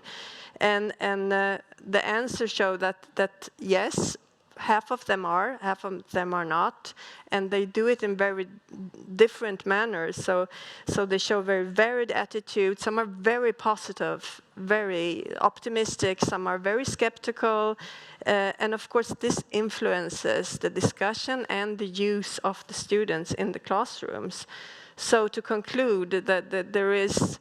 And we know that also from the studies we do, but again, we are not in every classroom, that it's highly used. Students are not educated to use this, and it's in the most critical ages where students have to kind of gain or establish their literacies in reading and writing. So thank you. So indeed, it brings us to the core of our discussion this morning, that is related to AI literacy. And we have heard very briefly from Olli-Pekka Heinonen the reference to the one OECD has prepared. We will come back to this in a minute. But I wanted to hear from you, Øystein, for example, how you address in your work and in the project you are part of, this concept of AI literacy that could cover many different dimensions. Yeah, and I think the most important thing is the skills and the tools, and I think in a way the teacher believes. That's the term we use in research. And I think that the last term is actually dividing teachers in two different groups. So you have the one that are not really that interested in technology or digital technology, so to speak, and the other one that are a little bit curious. And I think if you look across different countries, you have different percentage of those two different groups. But in schools, on a school level, my experience is that when there is a majority of teachers that are actually interested in looking into these tools, there are something happening on a collective level when it comes to also AI literacy, which I consider as part of digital literacy. We have tried to approach this in a kind of a chatbot perspective. And I told you that we have these systems. So the teachers are actually the end users. I mean, if Barbara would have been here now, she would have talked about the 80s and the 90s and how long AI actually have been in education. Because we have the intelligent tutoring systems, we have had different kind of system in language education, which is specifically made for doing assignments and tasks within a specific knowledge domain. In those solutions, based on symbolic AI, the technicians in those systems were kind of an end user. They set up the interface and they also programmed everything so it can be used for specific purposes. But with generative AI and in these safe systems that we are setting up, we are trying to build a teacher to be an end user. And how do we do that? Well, we make an interface where the teacher is putting up a pre-prompt, a system prompt, which instruct or customize a specific chatbot to behave in a specific way for a specific group of students in doing a specific task. Which means that we use the knowledge of the teachers and how they relate to the student group, also to how they make an interpretation of the curriculum, and also the ways in which they want to work with this specific chatbot in a long row of different lessons on the same kind of topic. And I'm saying this because when you ask me about AI literacy, I'm more and more concerned about chatbot literacy. That is, in a way, another word maybe for prompt engineering. So with generative AI, the teacher is the end user by making specific prompt in those kind of systems. And you can do the same also in more generic systems, but then you don't have that kind of interface as we are putting up. And I see 3 different sort of points to make, and you can sort of close your eyes and think of a triangle. We always start on the top, thinking about the knowledge domain. And the line between the knowledge domain and the specific chatbot, that is, I would call the prompt literacy. But then, of course, that is a skill among teachers. And then, of course, we can think about the chatbot itself and the large language model it runs on. You get different answer using Notebook LM, or if you have Microsoft Azure as your engine, in a way.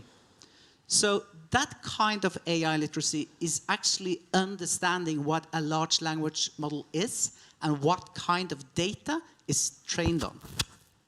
And the last part is a kind of AI literacy which connects your knowledge domain, which is kind of the identity for the teacher.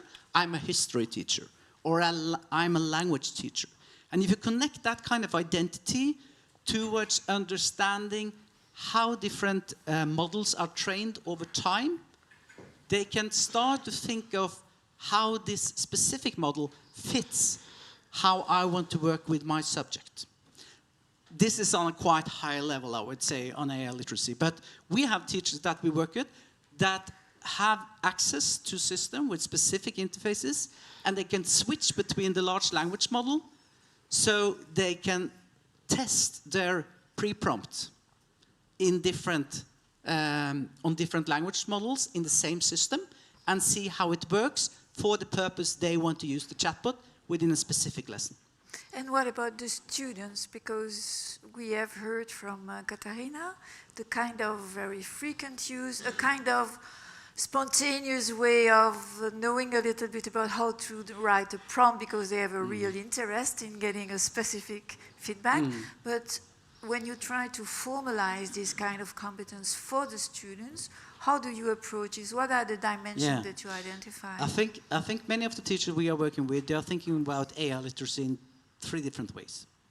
You have to work with AI in order to establish a practice where you can get some experience within a formal context of schooling.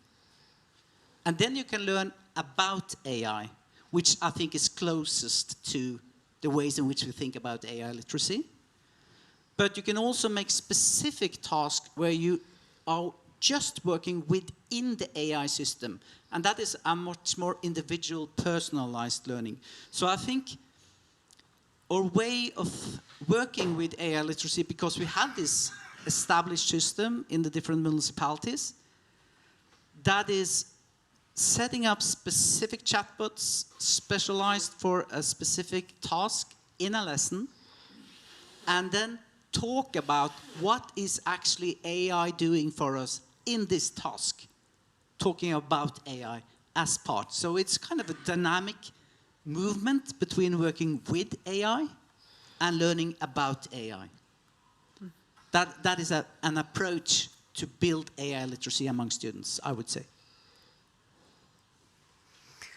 How does this translate into a tool that has to be used in PISA 2029? So it's quite complex, and it's quite unclear for the time being. So can you explain where you are at OECD with the design and the definition of this framework, and how it will lead to so tool? To PISA, so it's important to make the distinction between the 2 frameworks. So what we've been presented to this morning in the keynote is the AI literacy framework that is co-designed with the European Commission and with the support of code.org, as you know. So this framework really is it's the skills, the knowledge, and the attitudes that not only students and teachers, but stakeholders, education stakeholders must or should acquire to be prepared for a world influenced or mediated by AI. This morning we were shown the 4 dimensions. So one was engaging with AI. So to me, it's really a question of being able to recognize what is AI and what is not, and how to take a critical distance with it, engaging with AI. Second dimension was creating with AI. So it's really being aware and knowing how to create with the tool, what you can generate in the case of generative AI, but not only how you can make progress or improve your responses, outputs, teaching, pedagogies, whatever with AI.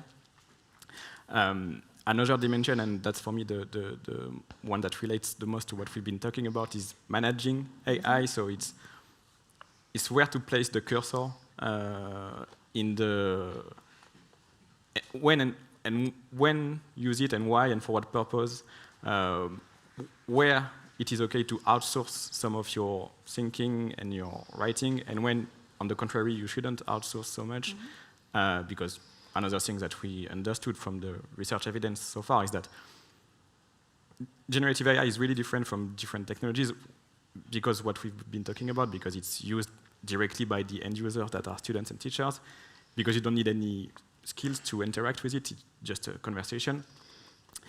And because it's a different thing to outsource your writing and your thinking to a tool than it was, for example, to outsource your calculus to a calculator. It's really, research shows that it's different cognitive processes, and it's really, it has big implications.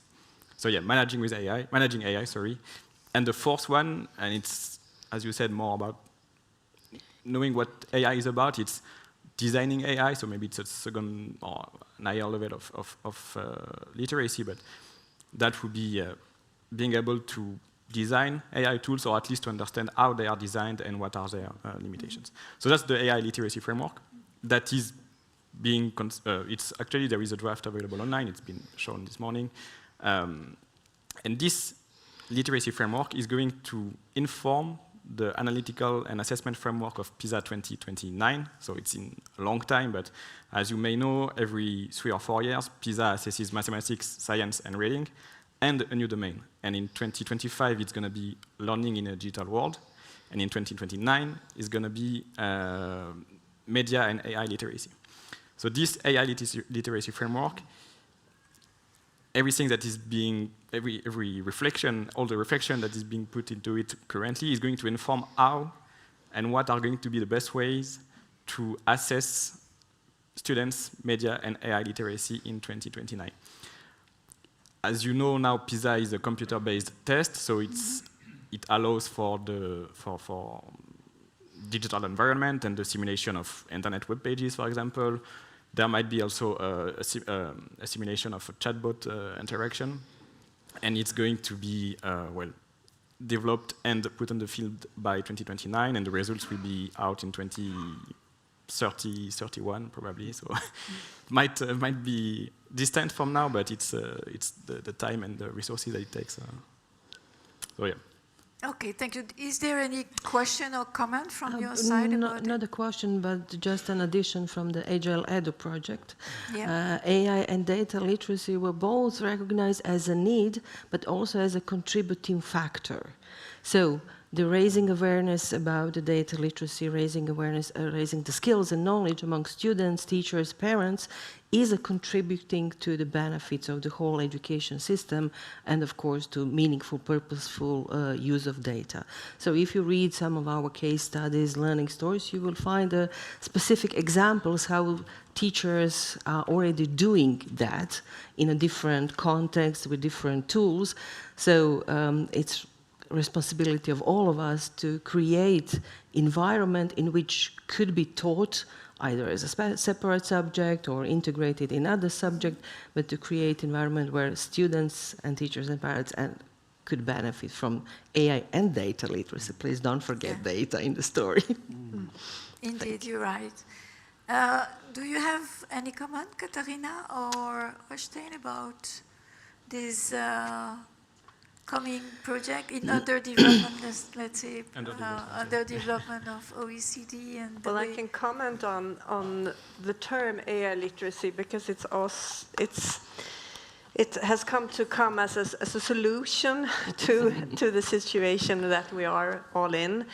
But I think it's important to remember that it's still a very unsettled term, and its use have very different rationales.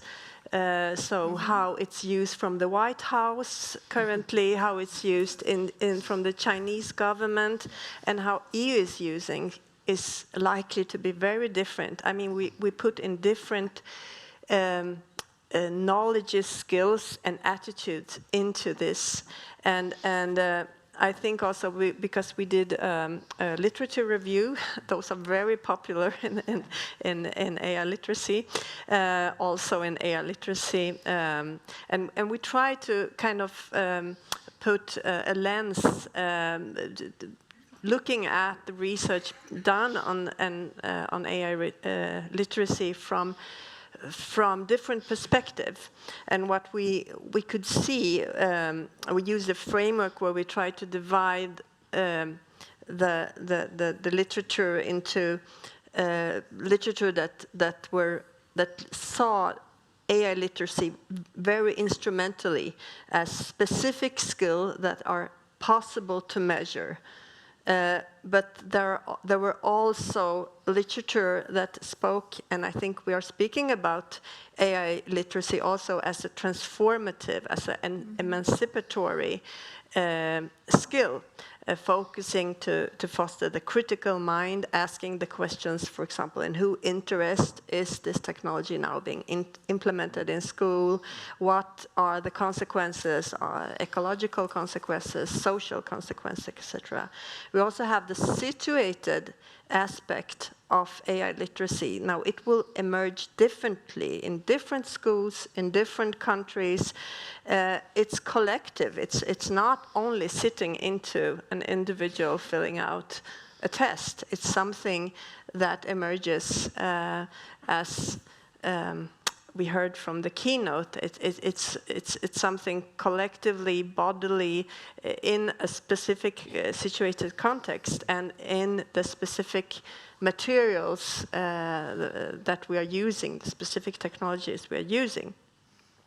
So I think that is something that we have to, at least, I mean, it's fantastic with these frameworks that are kind of showing the way, but we have to remember that what AI literacy is not set, and we also need to discuss that a little bit, I think.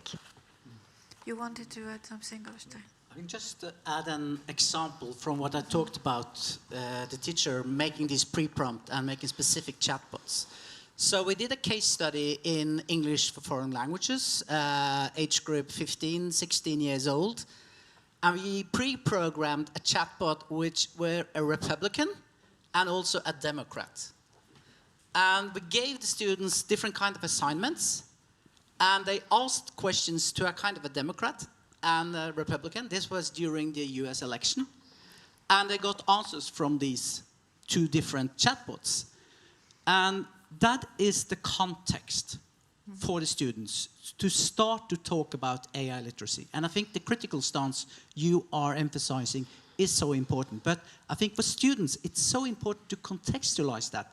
Because then, of course, we could start to discuss how do you judge this answer from the Republican on this social issue, like abortion or gun control. And then, of course, you can have 15 years old engaging in this because they have learned about the different social issues in their lessons before they use the chatbot for that specific purpose.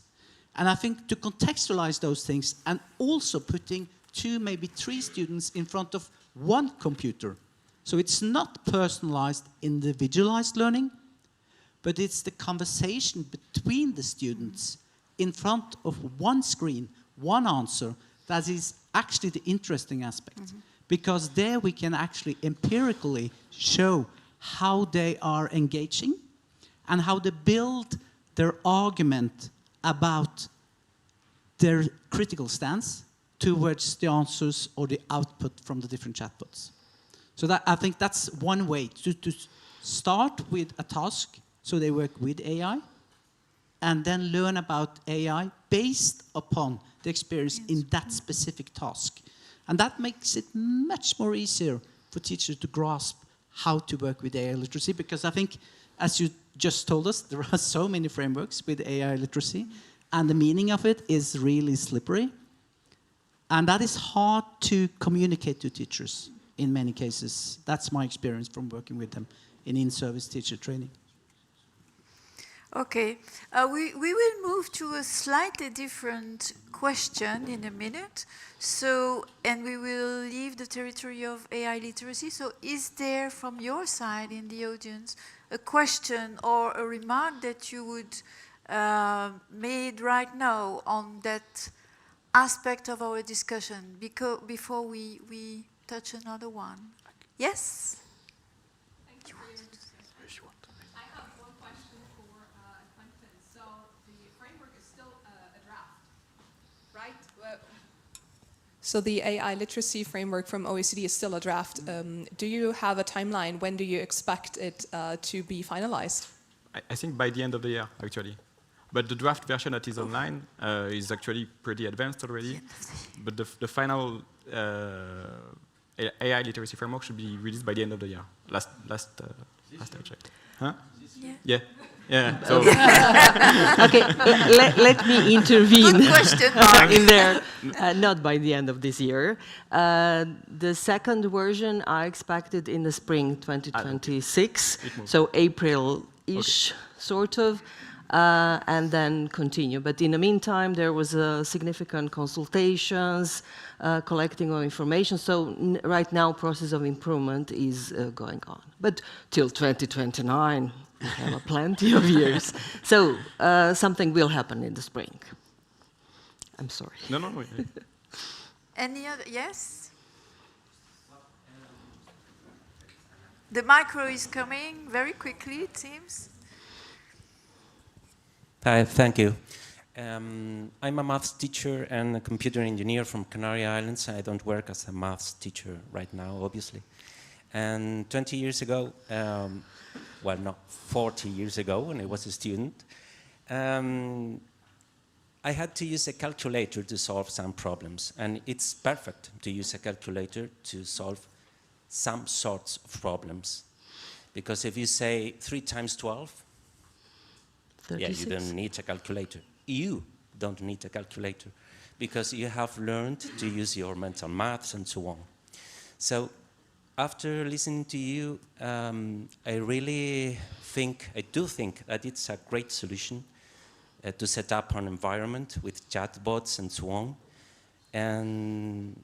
But this implies that we have a little problem in the schools. Why? Because we have to set up a one-to-one, perhaps, solution with devices. And bring your own device is forbidden. Because if you have your own laptop or your own smartphone or your own tablet, you may hack the system and use generative AI to solve the problem. So in order to use artificial intelligence in a responsible environment, well, we have to distinguish between different scenarios. At home, at the classroom. At home, it's impossible to control it. But in the classroom, we may control it. But we have to set up a system with devices which are in the school, not in my backpack. That's one key point. And the other key point is that after listening to you, perhaps we have to focus on computational thinking and critical thinking as long-term subjects in order to get this sort of literacy. That's all. Thank you. Thank you. We will now enter into a slightly different territory. Come back to the relationship between data and AI. And within the Agile EDU project, one area that has been addressed by, in particular, case studies is the governance of data about student learning. And I would like to turn to you, Øystein, to hear from you about the kind of complexity it represents for the school, using most of the time tools that have been developed by commercial providers or whatsoever, but being integrated into an ecosystem where they have to link with the local level, the local authorities, but also with communicate some data to the central level, and so on and so forth. So what is the experience of the school about the governance of data in this quite complex ecosystem? Yeah, and I will answer that in only a few minutes. But I just want to say, I need to say that, I mean, the one-to-one computing system or the ecosystems are so different across Europe. So in the Scandinavian countries, there are one-to-one systems with devices delivered by the school. It's completely different, as you mentioned, and I really want to talk more about that. But I forgot to mention in my introduction of myself, for this roundtable, that I also have, of course, been involved in the Agile EDU project. It was kind of obvious. But I've been with this Norwegian group.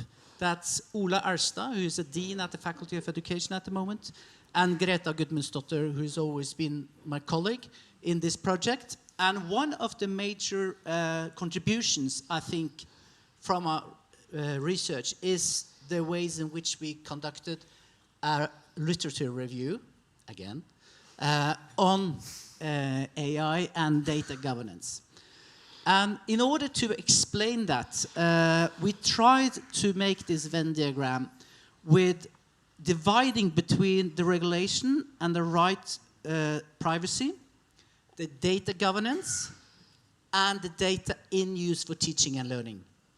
And I think, trying to answer your question, I need this introduction to point out this specific sort of overlap between the data in use and how the different system, it could be the local school authority or it could be on a national level, how they are making system for data governance. And how can schools work with data governance across solutions created in the context in which edtech companies, 1, publishers, 2, and local school authorities are creating resources for students. And we think about these 3 different providers of resources on 3 different levels. We know that the big edtech companies, they are global.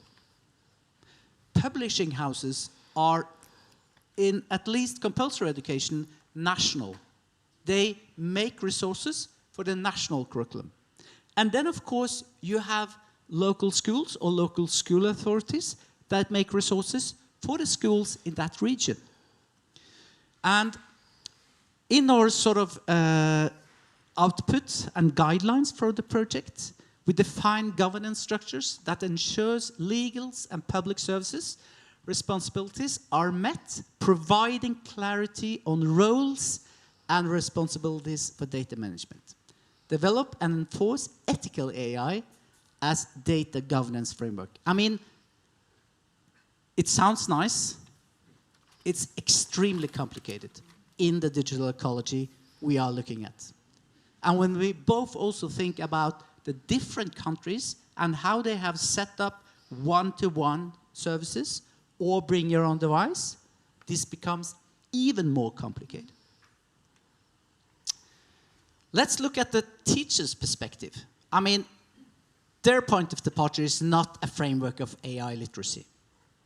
They're having maybe 18, 20, 24 lessons a week.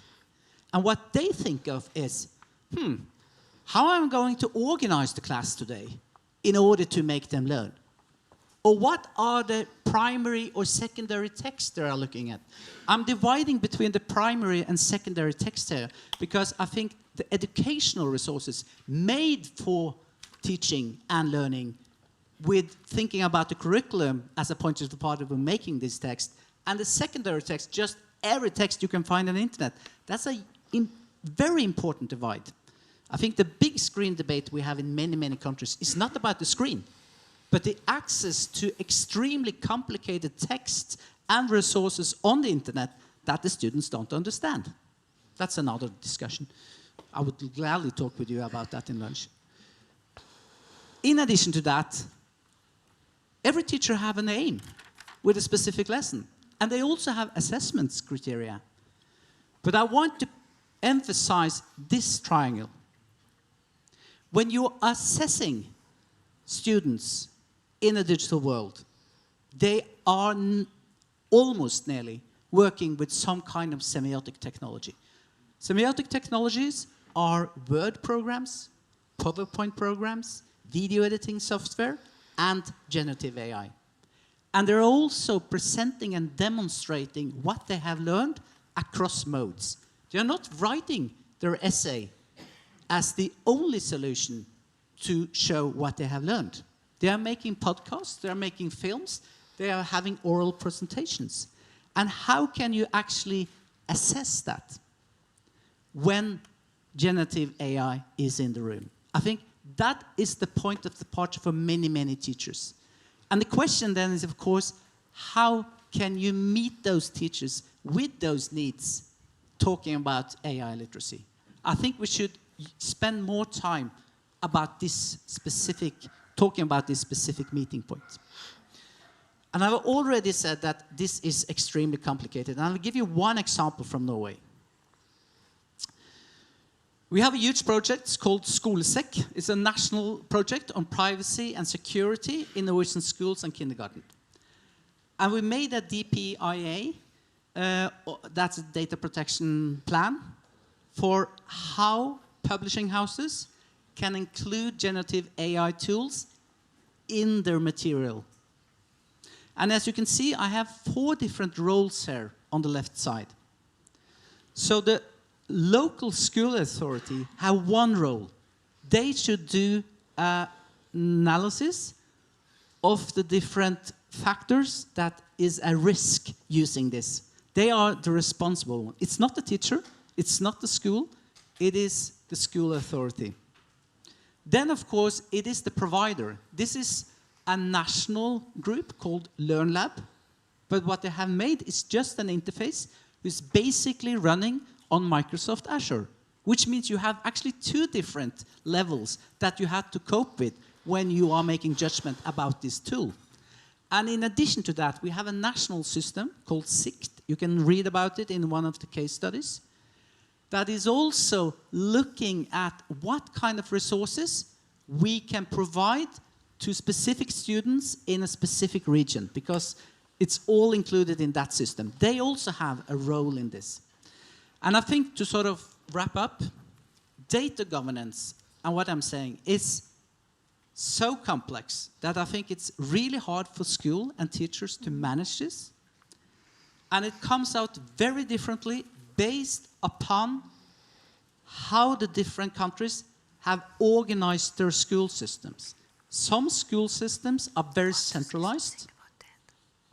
Other school systems have different levels with a local school authority that have some power and opportunities to make systems for their schools.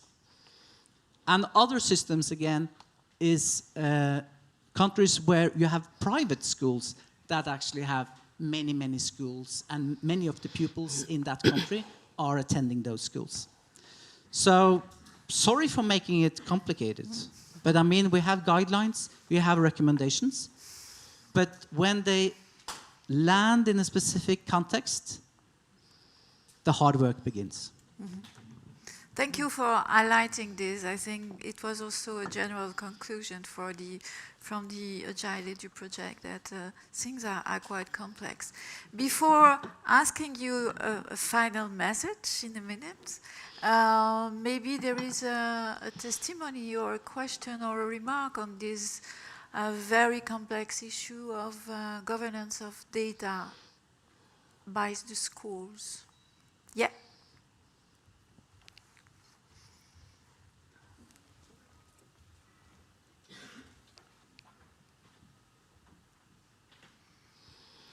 So you mentioned that there's different ways that the school systems are organized. There's more centralized ones and more decentralized ones where the schools and the local authorities have more power.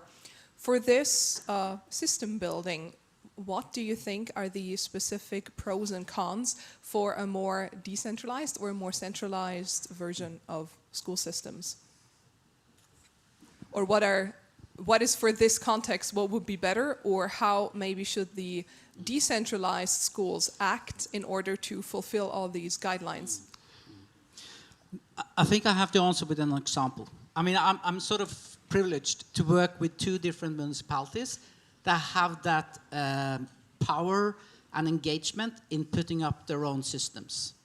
So based upon Microsoft Azure, and we make deal with Microsoft, 3 things are important. Anonymize all the data, so we also anonymize the IP address. All the data input from the students is not used for training, and all the data is handled on a Microsoft Azure center in Europe.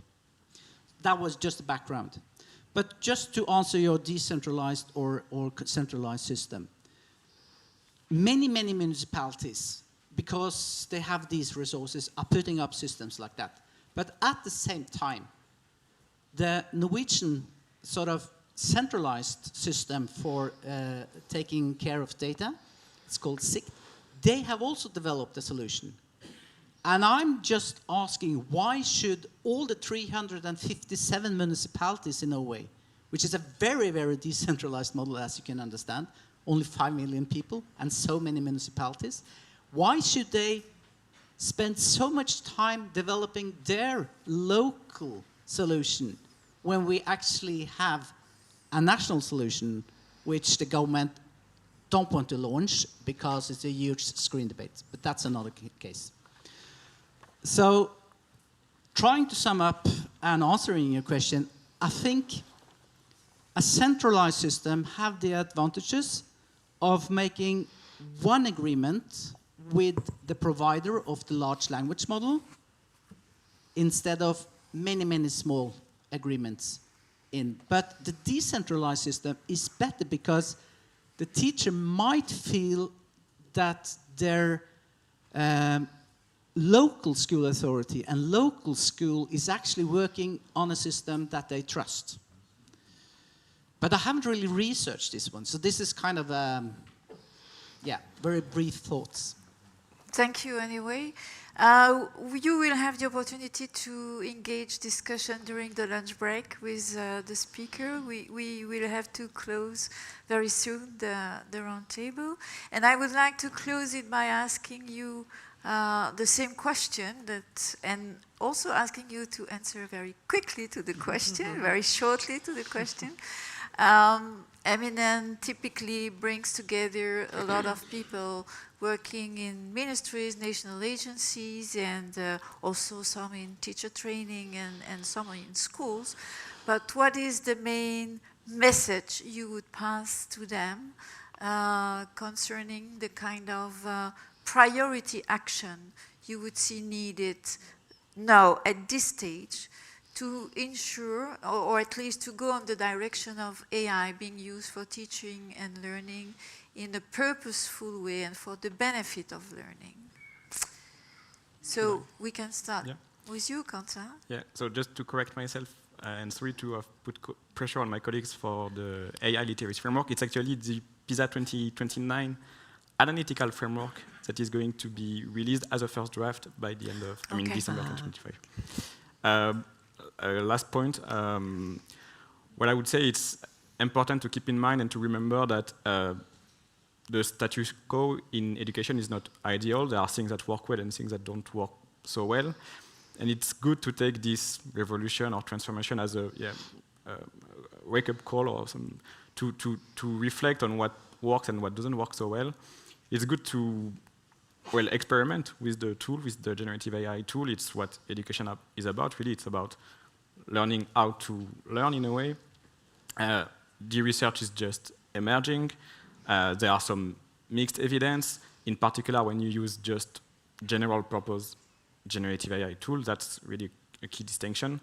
That's why we call for transitioning, if we can, to educational generative AI tools that are designed with the intent of promoting pedagogies under teacher guidance, teacher professional judgment, used with the purpose, with the quest for a need. And if this cannot be done, at least to co-design those tools with teachers and users. So yeah, in my opinion, it's about being mindful of the risk, as long as the tools are safe and that they are appropriate for different ages and different pedagogies. Let's experiment and see what we can do with these new things. Thank you. A clear message in a complex landscape. Katarina, Yes. your message? Well, my message is not to rush into this, and I think that just paraphrases the keynote. But it's not a train that we need to that is passing by, and I think it's very important to understand that the evidence is not in place right now for implemented it on scale. That does not mean that we should not experiment and that we should not prepare students because they are already using the services that we perhaps do not want them to use for teaching and for learning. And teachers are doing that as well. So we need to invest in AI literacy and support teachers, and this will require funding. So basically, we need funding for supporting teachers and for the evidence.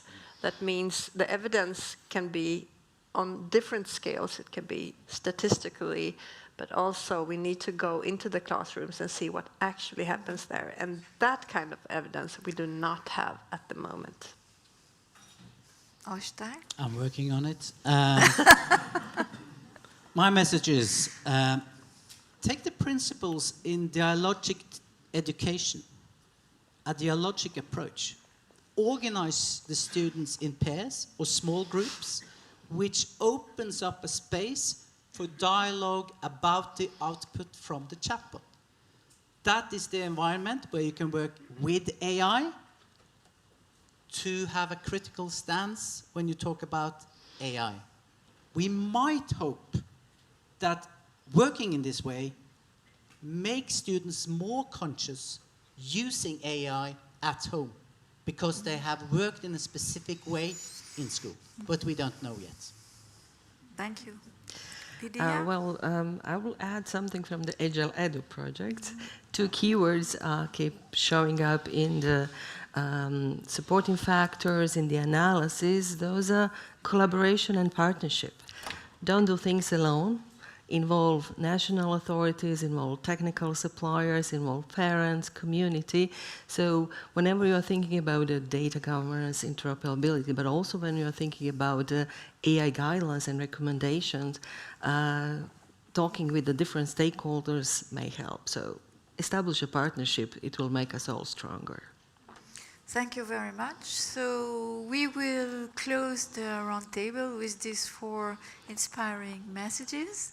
And thanks a lot to the 4 of you for having joined the discussion. And my message, my own message is very down to earth. Please be back at 1:15 after the lunch break. Thank you very much. Thank you. Thank you. Thank you. Thanks to you. Thank you.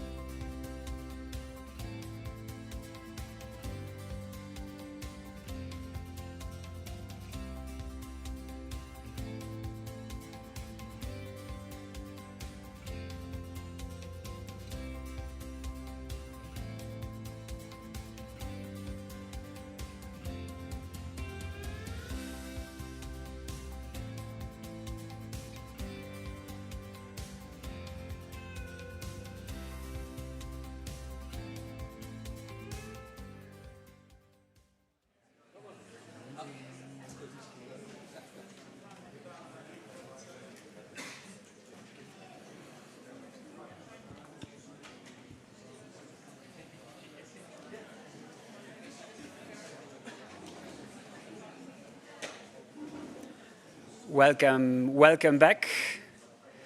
Hope you enjoy the lunch and the nice weather and the beautiful view. And of course, the chats with colleagues and companions from different organizations and countries. It was really inspiring for me, at least, to get to exchange with so many of you already. And before getting started with the next presentation and roundtable, we have the chance to listen to another teaser from one of our podcasts, and that is not yet published, though. So this is a preview that you have exceptionally access to. And we will hear from the Estonian Minister for Education and Research about their initiative on AI and education. Please enjoy the message and a short preview and teaser of this podcast that will be available as of January 2026. Estonia is renowned for its digital leadership, not only with a track record leading the way in digital society and government, but also having set the global standard for AI in education. My name is Laura Lindberg, and today I am honored to be talking to the Estonian Minister of Education and Research, Kristina Kallas, on a fascinating topic, the impact of artificial intelligence in education. Yes, thank you very much for inviting and for giving me this opportunity to talk about my country. I every time use this opportunity to talk about my very, very tiny micro country and what we have, what we are doing in education and where we are achieving to go. Our goal is to develop a generation that is capable of doing much more deeper thinking, that generation that has a metacognition skills, understanding the way they think, why they think the way they think, capable of processing huge waste mass information and to be able to analyze this information, systematize this information, critically approach this information. And that's why the AI is there to push us to do that. And we are training our teachers. Our absolute focus is on training the teachers, because teachers have to rearrange the way they are teaching and rearrange the learning process in the classroom. And that's why I think any society which wants to have this evolution in learning has to start the learning from the teachers. So our teachers have been in extensive AI training since August this year. And from January, students will enter the learning process. All students, all upper secondary students of Estonia, of Estonian school system, private schools and public schools. There are 30,000 students. They all receive licenses of AI. Teachers already have those licenses, and then they will be together integrating AI into the learning process. I think the main challenge always with innovation is to support teachers to take up the innovation. At least in case of Estonia, teachers are quite open to innovation. So we don't have for example, with the AI Leap program, we don't see the resistance of the teachers in terms of that they don't want to use AI. But you can't leave teachers with this on their own. You can't tell them that here is your AI guide, here is your AI strategy, please take this piece of paper and start doing it. This will never work in education system. So teachers need support. We organize in each school a lead teacher in technology, in digital technology. There is one lead teacher who is trained extensively on digital technologies, including the AI. And this lead teacher is organizing in the school learning communities where the teachers do the mutual teamwork learning, because each teacher is experimenting with AI in the classroom, and then they come together and then they reflect and analyze the way they are using AI, and then there are those research teams that are helping them. So Estonia is going through now this pilot project, and we are focusing dominantly on teachers. And I think any education system that wants to do innovation, first of all, has to do it not top down, not by giving orders. So we felt that we need to do two things very quickly. We need to increase AI literacy among the teachers. So teachers need to become competent in understanding what AI is, including the challenges, the negative challenges related to the AI, but also the opportunities that AI is providing. So AI literacy and teacher training in AI literacy is crucial. So I think that should, from my opinion, every education system should pay attention to that right now. And the second thing is that the risk that the students are using AI for cognitive offloading, for using AI to replace their own learning and to replace their own deep thinking capacities. This big fear that this is happening has driven us to actually integrate AI into the learning. And there's a lot of things we don't know. We don't have answers to questions like how this higher cognitive thinking development actually will develop, whether AI is a right tool to do it, how we should use it. We don't have the answers to this, but we feel that we have to start doing it in the classroom step by step with the careful steps, because if we don't do it, the costs are too high for not doing it and the risks are too high. So our experience is that rather do it, but do it through conceptually understanding why you're doing it, even if you're afraid that some of the aspects might be negative, but you can't ever control for all the risks in society.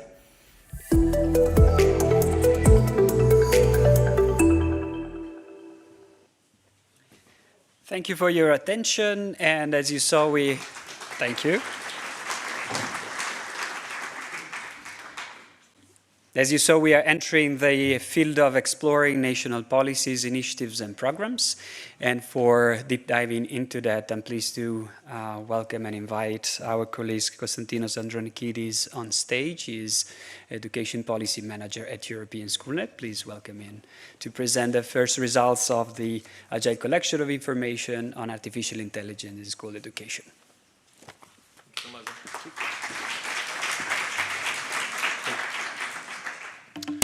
So thanks a lot, and warm welcome from my side as well.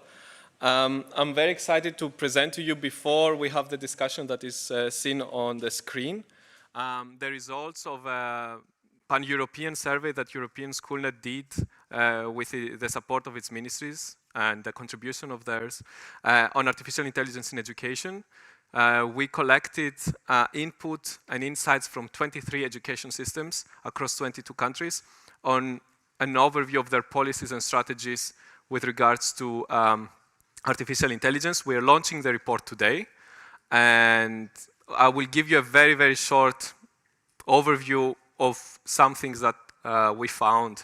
But if you want a better understanding and a bigger picture of it, feel free to read it. I will put a QR code at the end of the presentation for you to see.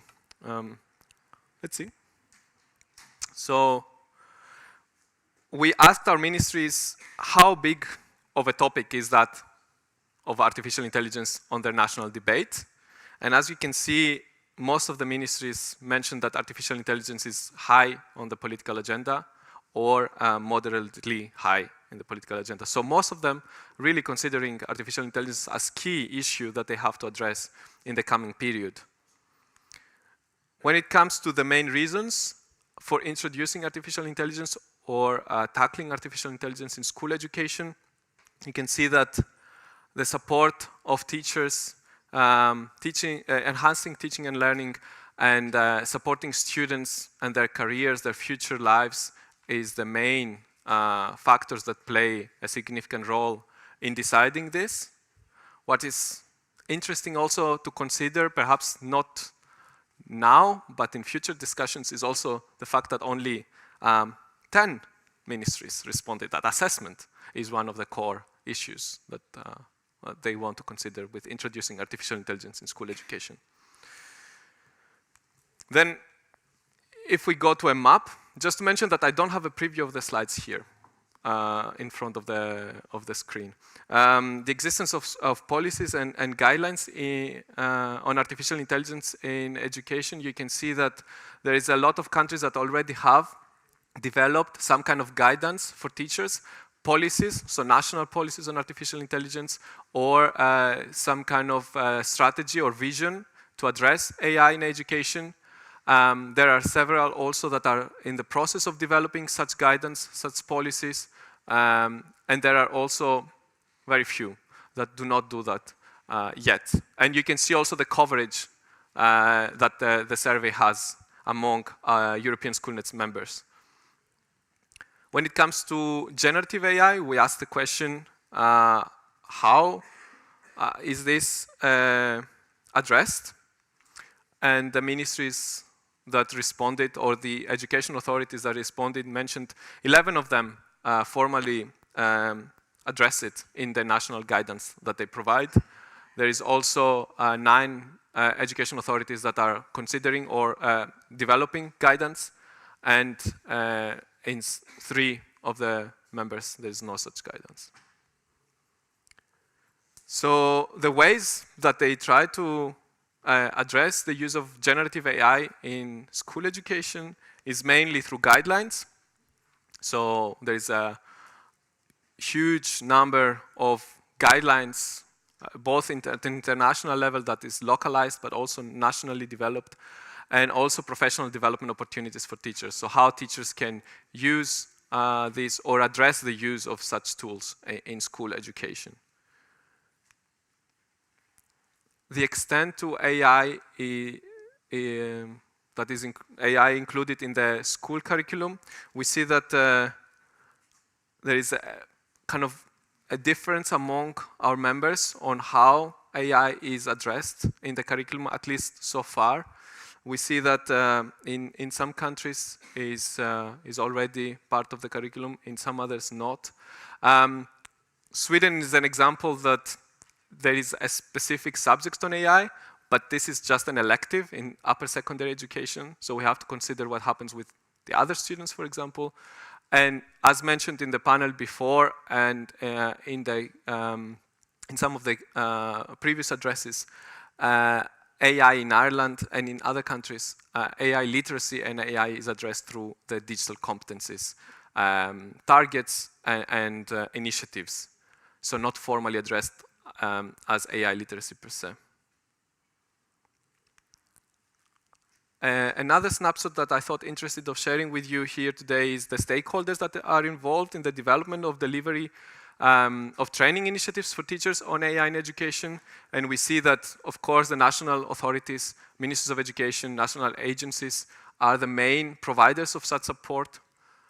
But what is also interesting for the public, so the participants here, is also that very high number of countries work together with Edtech companies to provide and outsource many times the training to Edtech providers and companies that deliver such programs.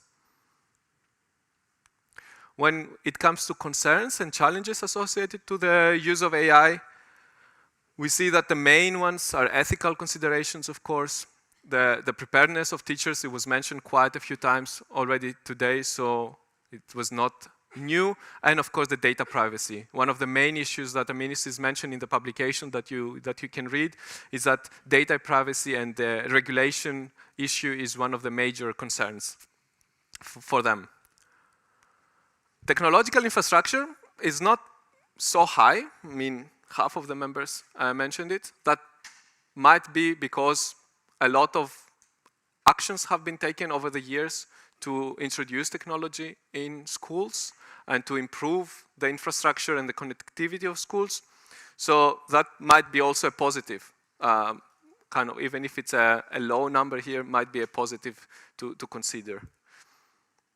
And then a short last slide about the priorities that the ministries mentioned. I think for the next programming period, so teacher capacity building is at the core of their planning. in most of the countries, in 22 out of 23 systems, and the development of guidance for ethical use and introduction of artificial intelligence in school education. So very briefly, we didn't have time to go through all of the report. There is 17 figures in the report, and there is a lot of also country-to-country analysis and presentation of their initiatives, programs, projects, pilot activities. So if you're interested in reading the report, you can scan this QR code or just visit our website. I think this is now published, and you can use it. But we thought interesting to deep dive a bit into the discussion and see what some of our members are doing actually, more particularly on the issue of artificial intelligence. So we are going to explore now with 4 countries. So I invite the representatives from Luxembourg, Slovakia, Slovenia, and Spain to join me, and we can have a discussion, and I will introduce you once you are here. Okay.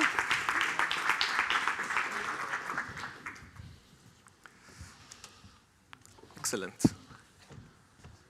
So I'm joined here by Michal Rybar, who is Director of the Department for Digital Transformation of the Ministry of Education, Research, Development and Youth of the Slovak Republic.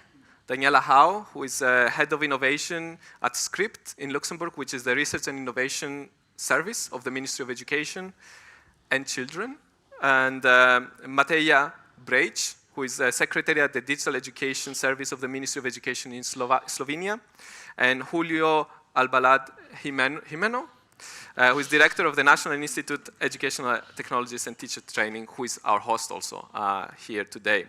So I'm very pleased to delve a bit deeper into what the countries are doing with regards to artificial intelligence in education. So welcome everyone, and perhaps to give some context and set the scene of what we're going to discuss and what we saw also and why we saw these numbers. Perhaps you can give us a bit of a description of what are your main actions or set of actions that you're considering in your countries right now, or you have developed in the previous period, and what was the motivation, what was the key guidance or guiding principles that forced you or pushed you to deliver such actions in your country. And I will give the floor first to Daniela, perhaps. Perhaps you can explain a bit what you're doing in Luxembourg, and I will give you also the clicker. Let's see. One direction.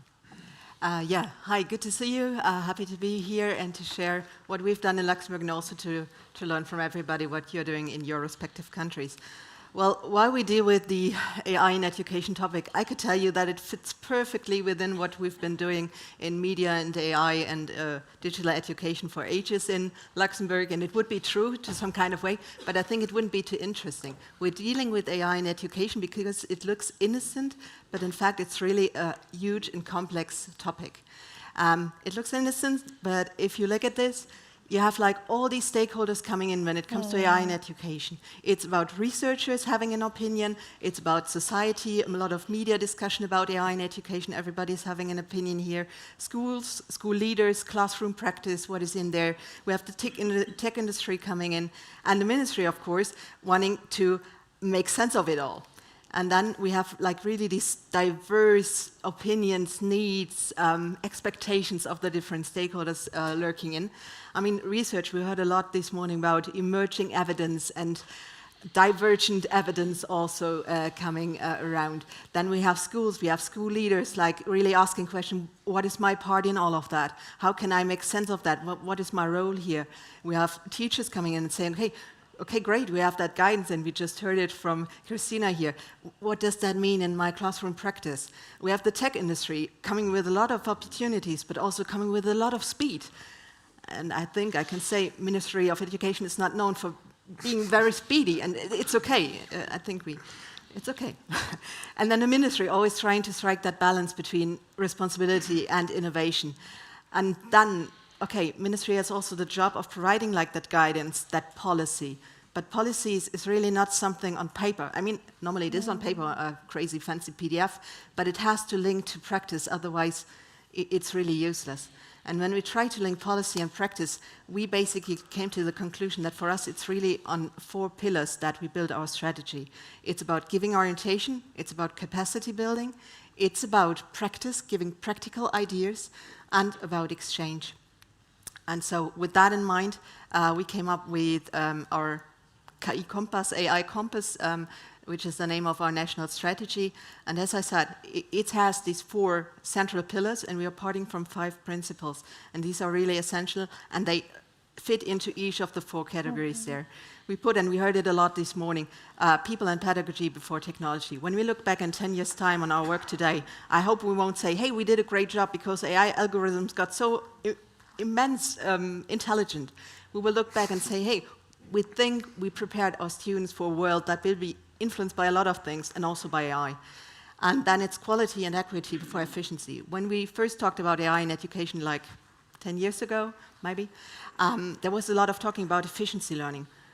Might be, but if you talk to teachers, they tell you, I'm not efficient. It takes ages to get acquainted with that AI tool before becoming efficient. So it takes a lot of investment there. So for us, it's really about more about quality and equal chances. And then we heard it also a lot, the law and the ethics coming before the speed. I mean, you feel like the speed and you feel you have to rush, but still you have to get one step after the other and really do the legal checking. We heard about data governance, we heard about these endless contractual discussions you have with AI tool providers, but you have to go through that to get to some common safe ground there. Yeah, and really it's about dialogue, and I'm so happy to be here today to discuss with all the colleagues, with you, and also to have that stakeholder engagement back home. It's so important when it's such a complex topic. And also stated, and we state that also, if I say AI, you always in your mind, you add the word data. I mean, AI is sexy and data is like the ugly duckling going with that, but they go together, and it's really important to consider that. And so this is, with that in mind, we came up with our national strategy, which is called AI Compass. You find us on the website, and there you find also the different parts, like the strategy part, the tools we give to our students and to the teachers on a national basis, some kind of practical inspirations, and please feel free to come back with any feedback on that. Lovely, thanks for giving this introduction, and we will have the chance to go deeper into that. Perhaps, Michal, what is happening in Slovakia? You also have a big program on AI and plans for that? Yep, sure. So thank you very much, and thank you very much for the invitation to come here and talk to you all. So in Slovakia, so in Slovakia we've started with AI some time ago, but we started off low level, I would say. So thanks to some innovative teachers and projects that basically knew some time ago that we need to deal with the topic of AI in education. We had some lesson plans, we had methodologies, we had teacher development programs, etc. But I guess what was missing was some maybe public debate or some strategy. And it's interesting because maybe a year ago at this time of year, I would say that, okay, we don't need an AI strategy in Slovakia. But a year has passed, and I have to reflect that it's actually good that we have one that we introduced this year, because the game changer was that our Ministry of Education decided that he wants AI to be one of the main topics of this year in education. And thanks to that, a really nice public debate started in the education sector. And we developed a strategy. And thanks to that, we could talk to our stakeholders and communities, saying that, hey, we've got this topic of AI in education, and this is our plan. This is what we would like to do. So we started off with some meetings, consultations, which went into the strategy. And what's great is why I say we don't need a strategy, because it usually takes a year or two of lengthy debates, and by the time you have the strategy, it might be outdated already. But this one was actually created within a couple of months. It's not very long, it's quite practical. And yeah, we focus on not the whole topic of AI, but we decided to focus it on 6 areas that you can see on the slide. So AI in school, dealing with curriculum, AI for all, dealing with accessible AI for everybody, teacher support, which is the topic that we talk about all day, tailored learning, that's one of the maybe, I would say, mostly undeveloped topic yet in terms of personalized learning. AI-enhanced policies, meaning that we at the ministry could use AI tools to basically analyze data better or look at it in a different way. And then, of course, we also want to support AI innovations in education.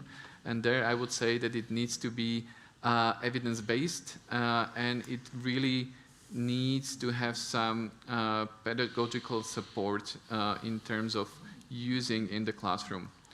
And yes, thanks to this plan that we introduced in September, we had even more stakeholder debates, and whenever somebody approaches us, okay, hey, we want to do this and that, or we saw your strategy and we want to help. And this actually were a very exciting couple of months in our country, also thanks to the global OECD forum that we hosted a couple of weeks ago, and all the events that we tried to connect to this strategy, for example, hackathon, back in November as part of DG EDU Hack, which was the first one of its kind in Slovakia. We're quite excited what's going to happen next year. As you can see, the strategy is for 2 years.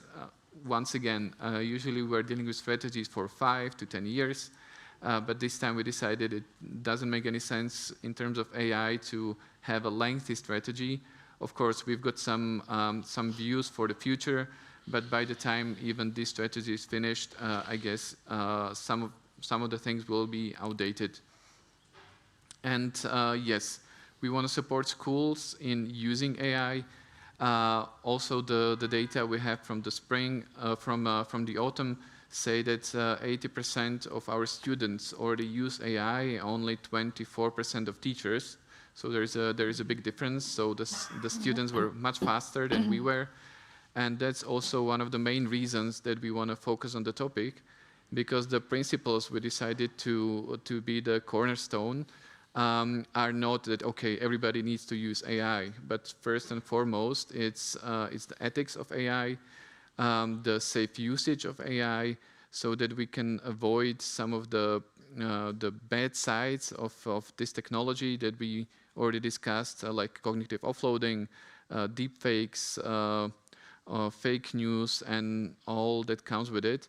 And as I already mentioned, we really want to do our best to make sure that AI can help us close the digital divide and really use it for tailored learning for every pupil, so that we can make sure that every child can get the support and the help they can. And I think that AI can help us if we are careful enough to use tools that are tested, that are research-based and evidence-based.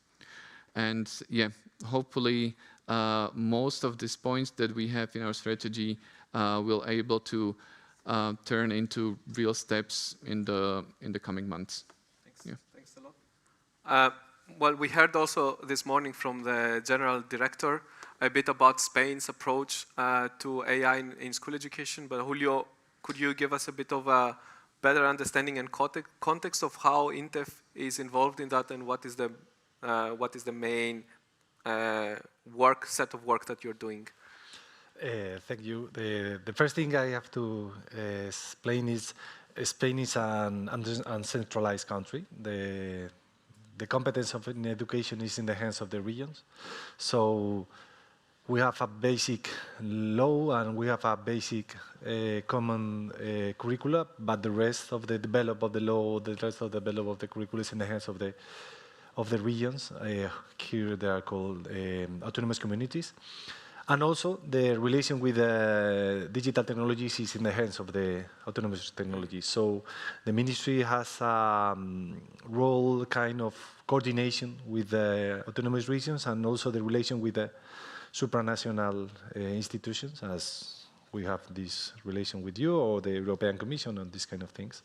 So we don't have really schools in the hands of the ministry. I mean, of course, we have schools. We have 22,000 schools, but it's in the hands of the region. So we try to offer these guidelines that is coming from supranational institutions or the evidence or whatever my panelists have been talking about, to try to offer answers to teachers, schools, students, families, these kind of things. So we published last year a guideline about the use of IA in education. It's what based on the idea to offer these answers to teachers, how to try to improve the use of IA in the classroom, how to know the risks, how to know the challenges, how to know the good way of use that. We took many of the examples that the regions have been doing in Spain, so it's a reality that they can have these answers. But we were not limited to the teachers. We want to open that the mind to the students and also for the administration, because we know that is a great opportunity for that.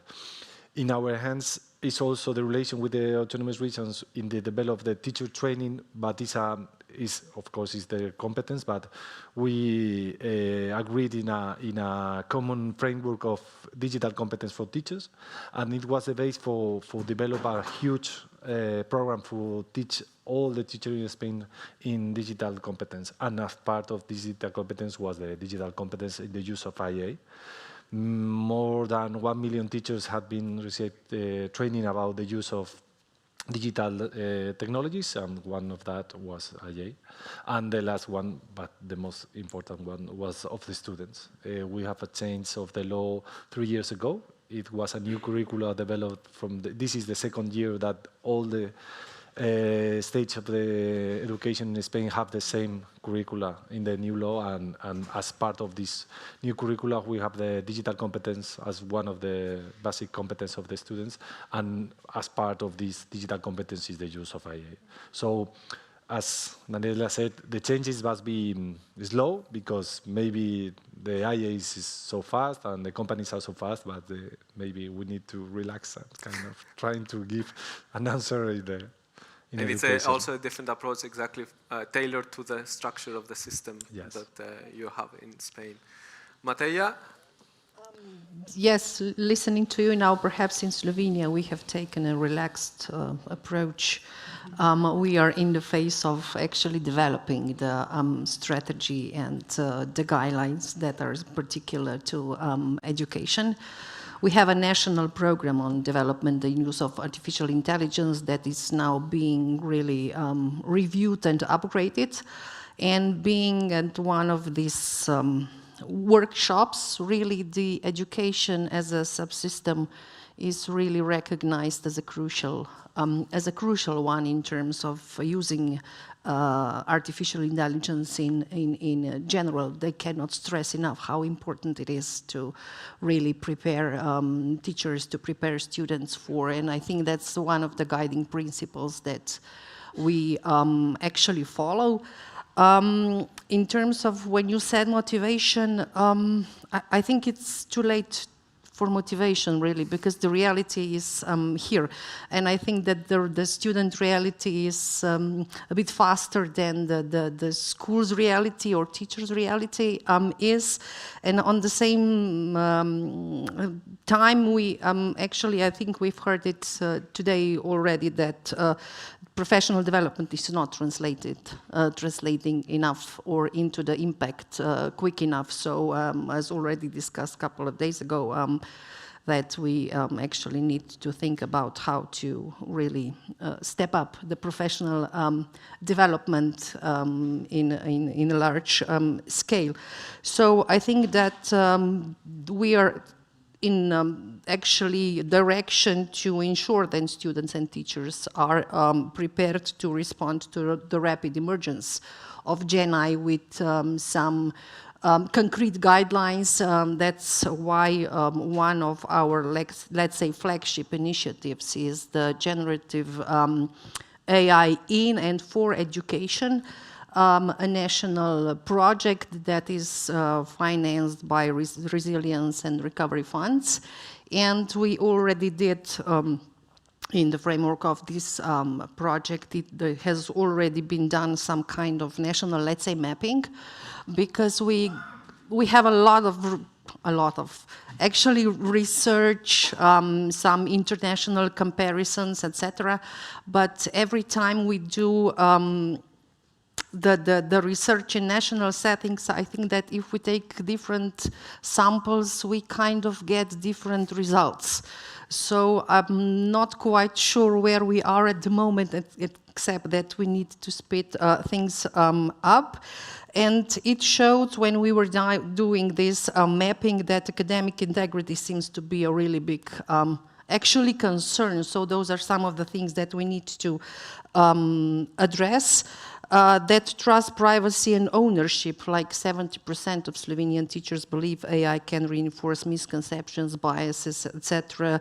That reliability or hallucinations are a bigger practical worry than expected, perhaps talking about the complexity of AI. The real bottleneck also in Slovenia really isn't infrastructure, but it's people in terms of skills and beliefs. So 70% of those who don't really use it, the usage is in the average of Stalis results show about 35%, something like that. But out of those who don't use it, they actually report quite heavily that they don't have any skills and knowledge, or not enough skills and knowledge. And also 70% of primary and secondary school teachers in Slovenia believe that AI should not be used in the classroom. So we have kind of competence, trust issue that we need to address, not the infrastructure, which was not really reported as a big problem. Also, I think something that we need to perhaps also in other countries have in mind that for Slovenia, around 50% report feeling overloaded by new technologies as such. So AI is perhaps only adding to this burden, and I think that's something that we need to actually have in mind. Obviously, we have this digital education action plan that also really puts AI not in the forefront, but in the framework of digital competencies. And as I said, we are in the phase of preparing the strategy as well as the guidelines in this flagship project. I will talk a little bit more about it later on. And we are in the process of curricular reform. The digital competencies will be one of the so-called common goals, not one subject per se. AI is not specifically mentioned, but those common goals, or this common goal is heavily or very clearly linked to DICCOMP, and the new DICCOMP has AI as well. So I think we are, taking a relaxed approach, as I said at the beginning.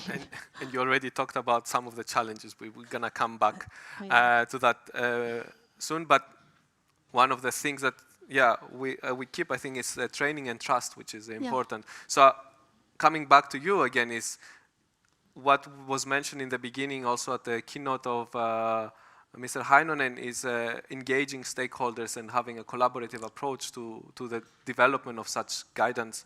So how are you approaching this in Slovenia, especially with this mistrust that there is towards the technology? Yeah. As I said, we have this flagship, let's say, project. We took it research-based, etc.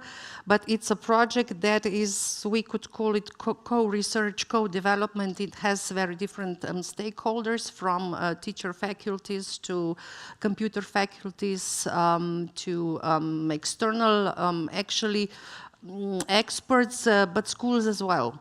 So we have a mix of stakeholders already now in the preparation of, we all obviously have some discussion.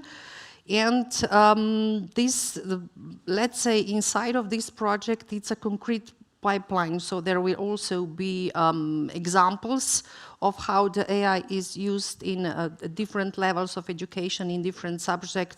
They are being collected, they are being expert reviewed, and they will actually be published quite soon. But I think that the most important is that this multi-stakeholder approach is actually already embedded from the very beginning when thinking about the strategy. Do you involve teachers that are also mistrusting AI, or only the enthusiasts? Yeah, it's not easy to. I mean, it's not hard to find those teachers that really mistrust. But because I think that we all have a bit of mistrust inside.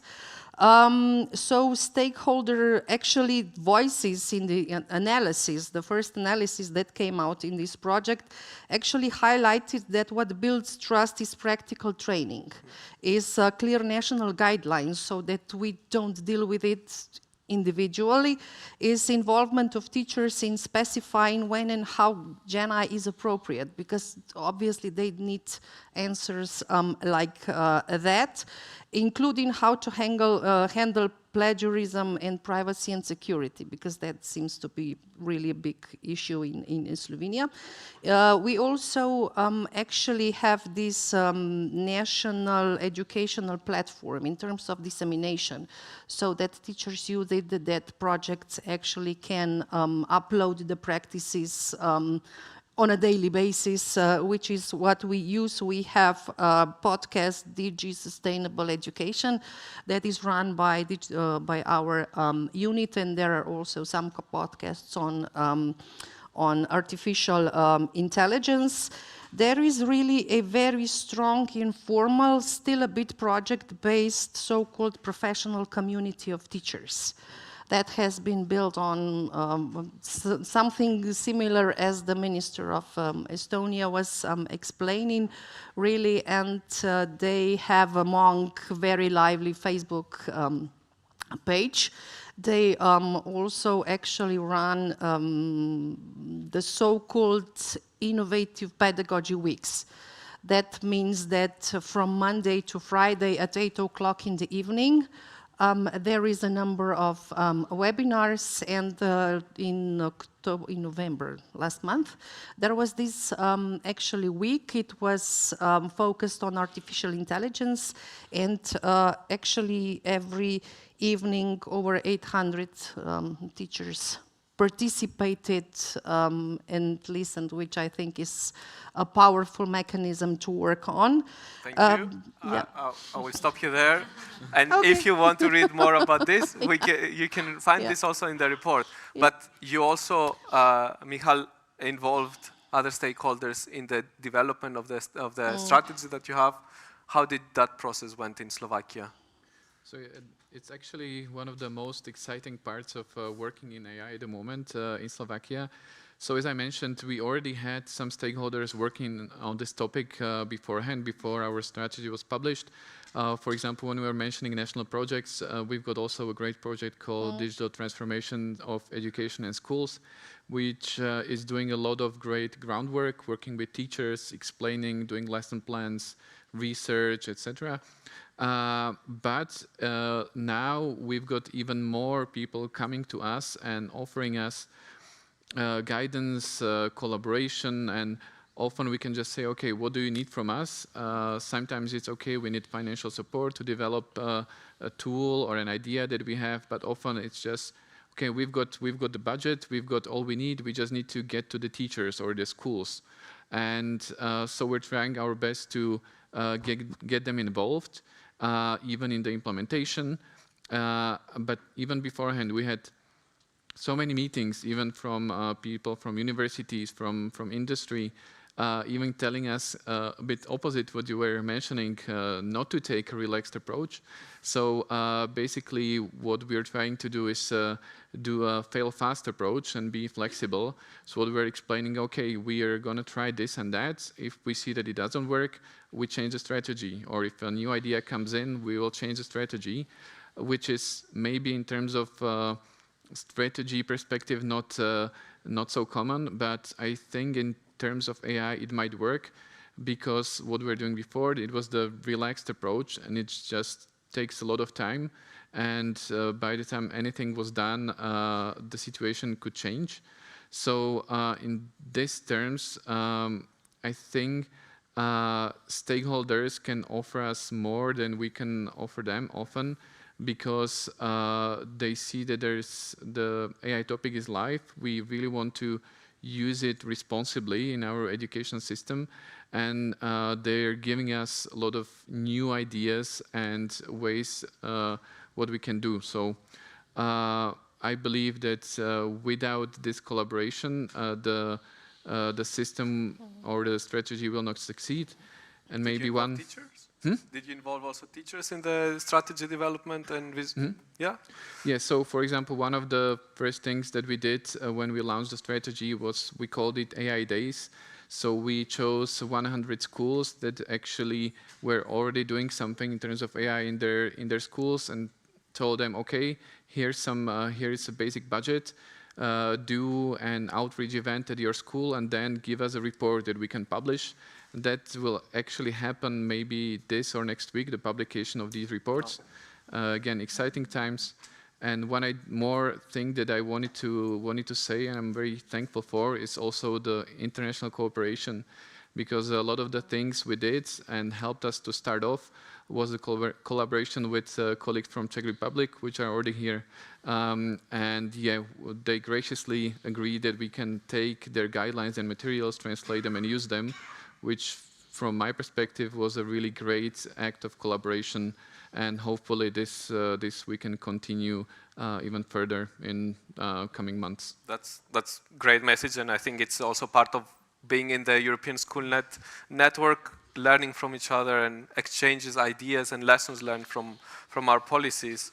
I mean, apart from engaging stakeholders in the structuring or the development of the strategies and the other actions, I wanted to talk a bit about the support structures that exist. And Julio, you mentioned a bit about the training that you're developing. So could you elaborate a bit more about the guidance and training opportunities that you offer to support professional development of teachers, of school leaders perhaps, and other school actors? Yes, about the training, first of all, the demand is amazing. Our colleagues from Catalonia, they told us that the last course that they offered to train the teachers about IA, it was asked for 4,000 teachers. That is 100% of the teachers of Spain, and we are talking just about a region. It's a big one, but the demand is amazing. So we are trying to answer this question from the teacher and trying to offer them this training to try to use at class, because it's the reality for them. The students are using that, the teachers are trying to use that, and they need the answers to how to use that in the right way, and trying to teach the students in the right way. So for us, is the first important thing, to trying to improve this training. We are helped by this framework I've been talking about. This framework offers a way to be trained. You have different, as you know, is the Digicom EDU adapt to the reality in Spain, and it has part of IA, so you can adapt yourself to know where is your way to go from the A1 to the B1, blah, blah, blah, blah, and you can go in that, and you can offer from the administration different ways to get this improvement in the training. So for us, it's a great tool to teach the teacher, and it's a tool really helpful for the teachers also. And also we are offering different resources for teachers and for students that they can get in online, usually time way, and trying to help them to use their examples to bias, the fake news, how to answer the IA tools to use in a right way. Finally, this guidance I've been talking about is really practical. It's just a theoretical part, of course. You know how it works, the IA, and different decalogue about the right way to use the IA, but it offers different examples at the class that you can know how to answer the fake news, how to know to identify bias, the importance of the green consequences of the use of IA, that usually we forget about that, and it's really helpful for the teachers and also for the students to have these kinds of guidelines. Okay, thanks, and it's a great example also how the European frameworks are translated in national and then also local and regional levels. Daniela, KI Compass is also have a training program, a capacity building objective. What is what is the goals there? The goal is that teachers and school leaders feel confident and competent to do that in their schools and in their class. As I said, for us it's really about capacity building, giving guidance, orientation and practice. Julio has talked a lot about the capacity building. I won't repeat all of that, and it's really great what you're doing, teacher training, but also not forget about school leaders, which play a very important role in all that, or should play maybe a very important role in that. And our friends from the IFM, from our National Teacher Training Institute, have put up a catalog, like you explained, of off-the-shelf trainings to take, but also on demand. So if a school leader feels like we have specific needs, specific questions, and there are opportunities to cope for that and to get them into the rolling. There's a lot of talking about communities of practice. It's like a buzzword, it's like AI. We also try to put that in place. There is the wish to have communities of practice in every school. The tradition of communities of practice in Luxembourg is not that long. It's short, to be honest. And I think it's also a cultural practice of teachers. Getting teacher at the table is one thing, but getting teachers to share and to really talk about fears and essential questions and sharing what they don't know sometimes needs a bit of effort and also of taking the courage to do that. And we try to put that in place in a moderated kind of manner. We're happy. In 2021, we introduced computational thinking, problem solving in primary education. And with that, because teachers also felt overwhelmed with that topic, which was clear, it's like AI. And then at that time, we introduced instituteurs en compétences numériques, so specialized media pedagogical teachers to accompany teachers. And they come in handy now because teachers not feeling confident with AI, at least primary school teachers, can then call their ICN, their specialized teacher, to help them prepare courses, maybe even to be in the course with them and to learn like by doing this whole concept of building on previous initiatives and continues. Yeah, that's great. Good. And as I said, for support, maybe only one example. As I said, we're now also doing the procurement of AI tools, which is also new to us. We've never done that before, kind of validation. And it's like also, we learn a lot while doing that, because you have to look, as we heard this morning, at the pedagogical side. Okay, this is like, check. But the technological side, what is really behind that, understanding the behind the scenes. And that is a specific competence you need there. Dealing with all the legal issues and not trusting everything that you're presented by the tool providers is another thing. So really a lot of competence is needed there. Also new competences to build up at ministry side, at least for us. Yeah. Great. Before I go to the next round, is there any questions that you would like to ask to some of our speakers? Any concerns or any opinions that you want to raise based on what you heard? Yes?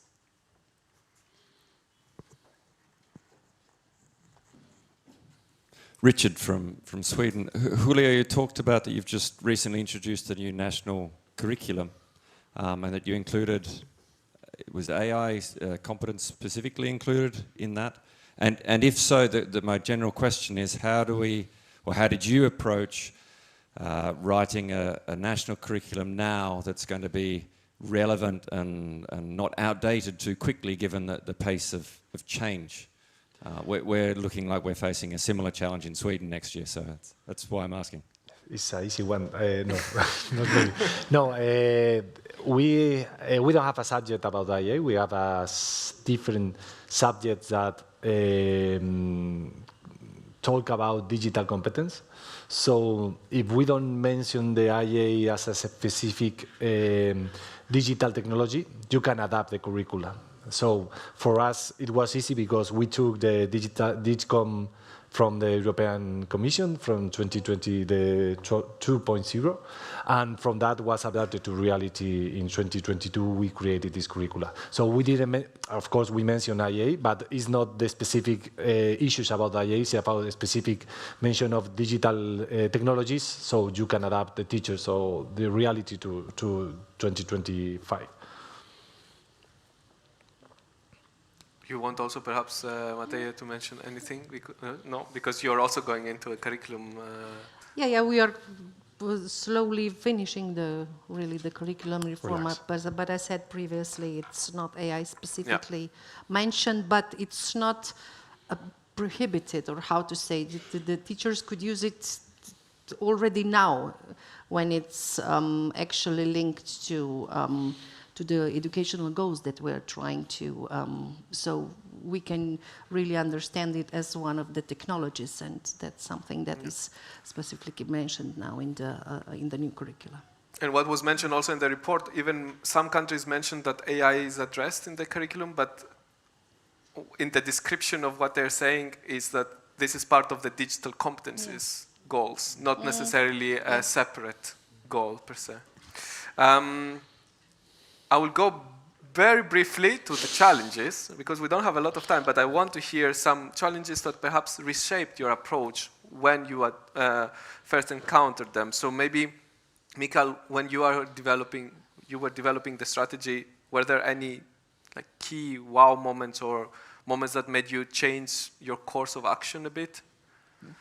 So the challenges are many, and I would probably like to say that maybe it's the speed of change is the maybe main challenge.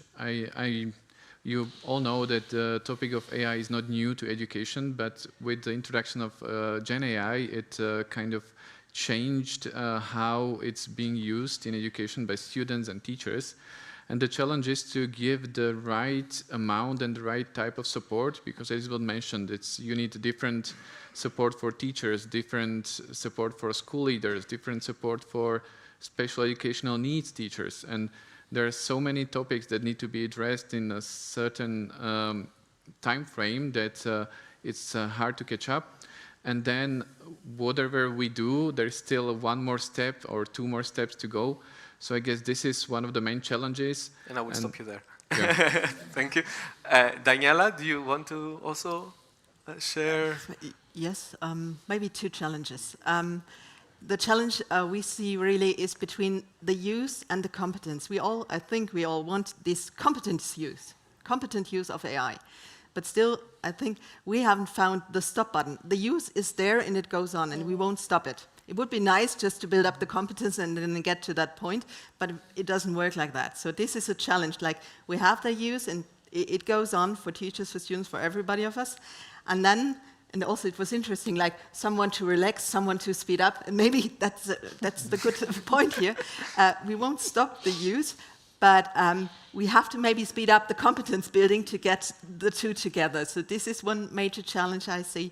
And the other one I talked already about is like striking the balance between pedagogical usefulness and needs, and on the other hand, now sneaking in all that legal, ethical considerations about copyright, data protection, AI Act, and this really bringing that together, like what makes pedagogical sense might not be that legal, what is legal might not be that pedagogically interesting, and really like getting the two together, that is also challenging. Great. Yeah, Julio, Matea, we mentioned a lot about the lack of examples from the practice, and you have had some examples of use in the classrooms and the training that you're doing. Are there any key insights that also made you kind of have a wow moment or a moment to reflect from classroom insights or from pilots that you have conducted in schools? Matea? Well, let me just say that one of the insights, not related only to AI, but definitely that these professional learning communities are working. So it's from practice to practice, from teacher to teacher, on a school level, but what's really powerful is between schools. And the teachers continuously report that they started to open. They started to share. They didn't do that before. We have quite a long, really, history of developing professional learning communities, but that is the approach that has really actually proved to be a good one and also to be a quick one, because that's something that we need, because we cannot wait for the system. We're too slow. Actually, the dominant working use case is preparation in Slovenia for teachers. It's in terms of time-saving, planning, materials, etc. So there's actually something that we need to also have in mind. I think they use it behind the scenes more than they do in front of students. So that's one of the things. But they also, when you talk to them, they also discuss the transparency. We want to know what students are doing, but we need to be transparent also in terms of what we are doing, how we are using the AI. What proves is that actually what teachers believe is strongly linked to what they actually use.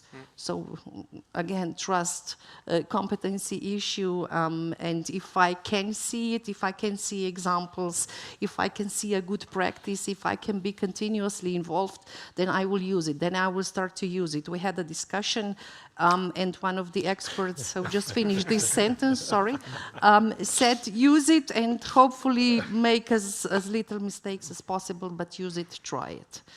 Yeah, great point to use it. Julio? I'm going to be really fast.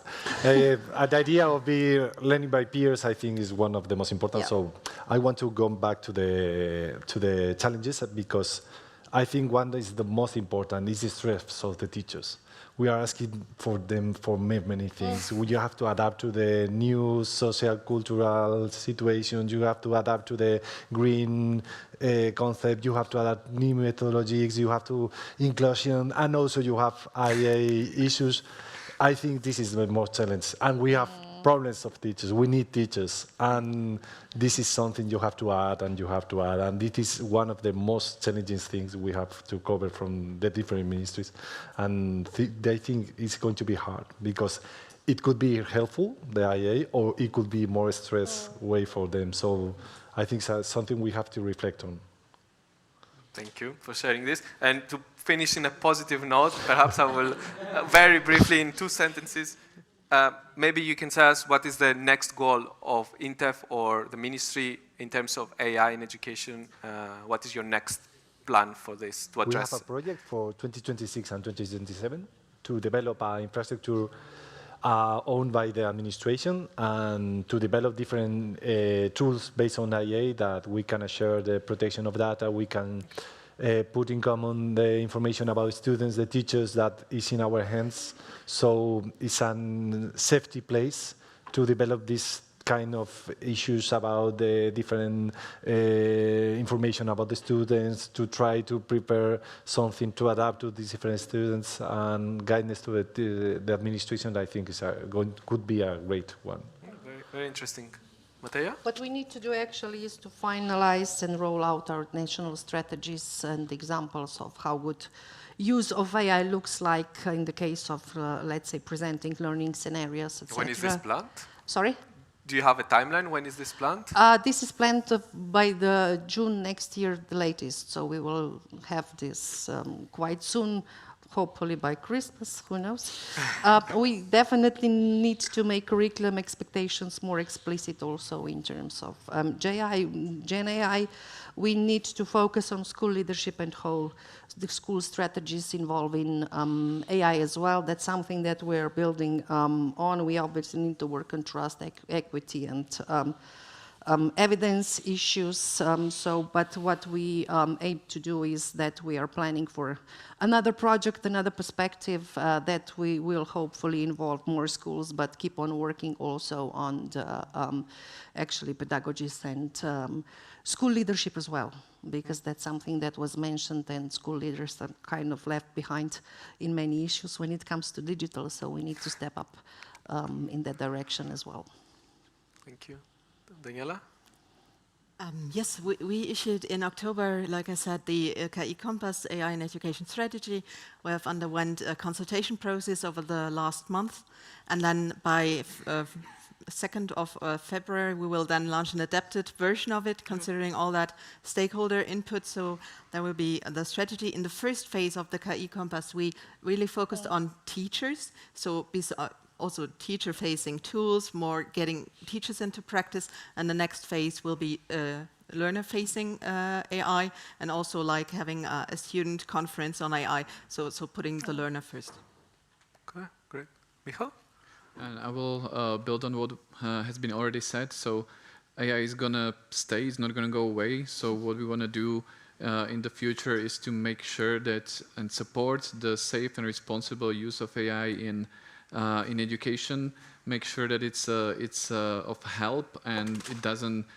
It's not on top of all the other things that teachers need to do, and focus even on maybe tools that are data-based and that they already have some research behind them. Because as Daniela said, we can, what has been said is we need to make sure that we use tools that have some meaning, pedagogical meaning, and make sure that we don't use tools that are maybe just easy or that are safe, and strike the right balance in experimentation and safe use, I would say. But yeah, give as much support as possible would be the last message.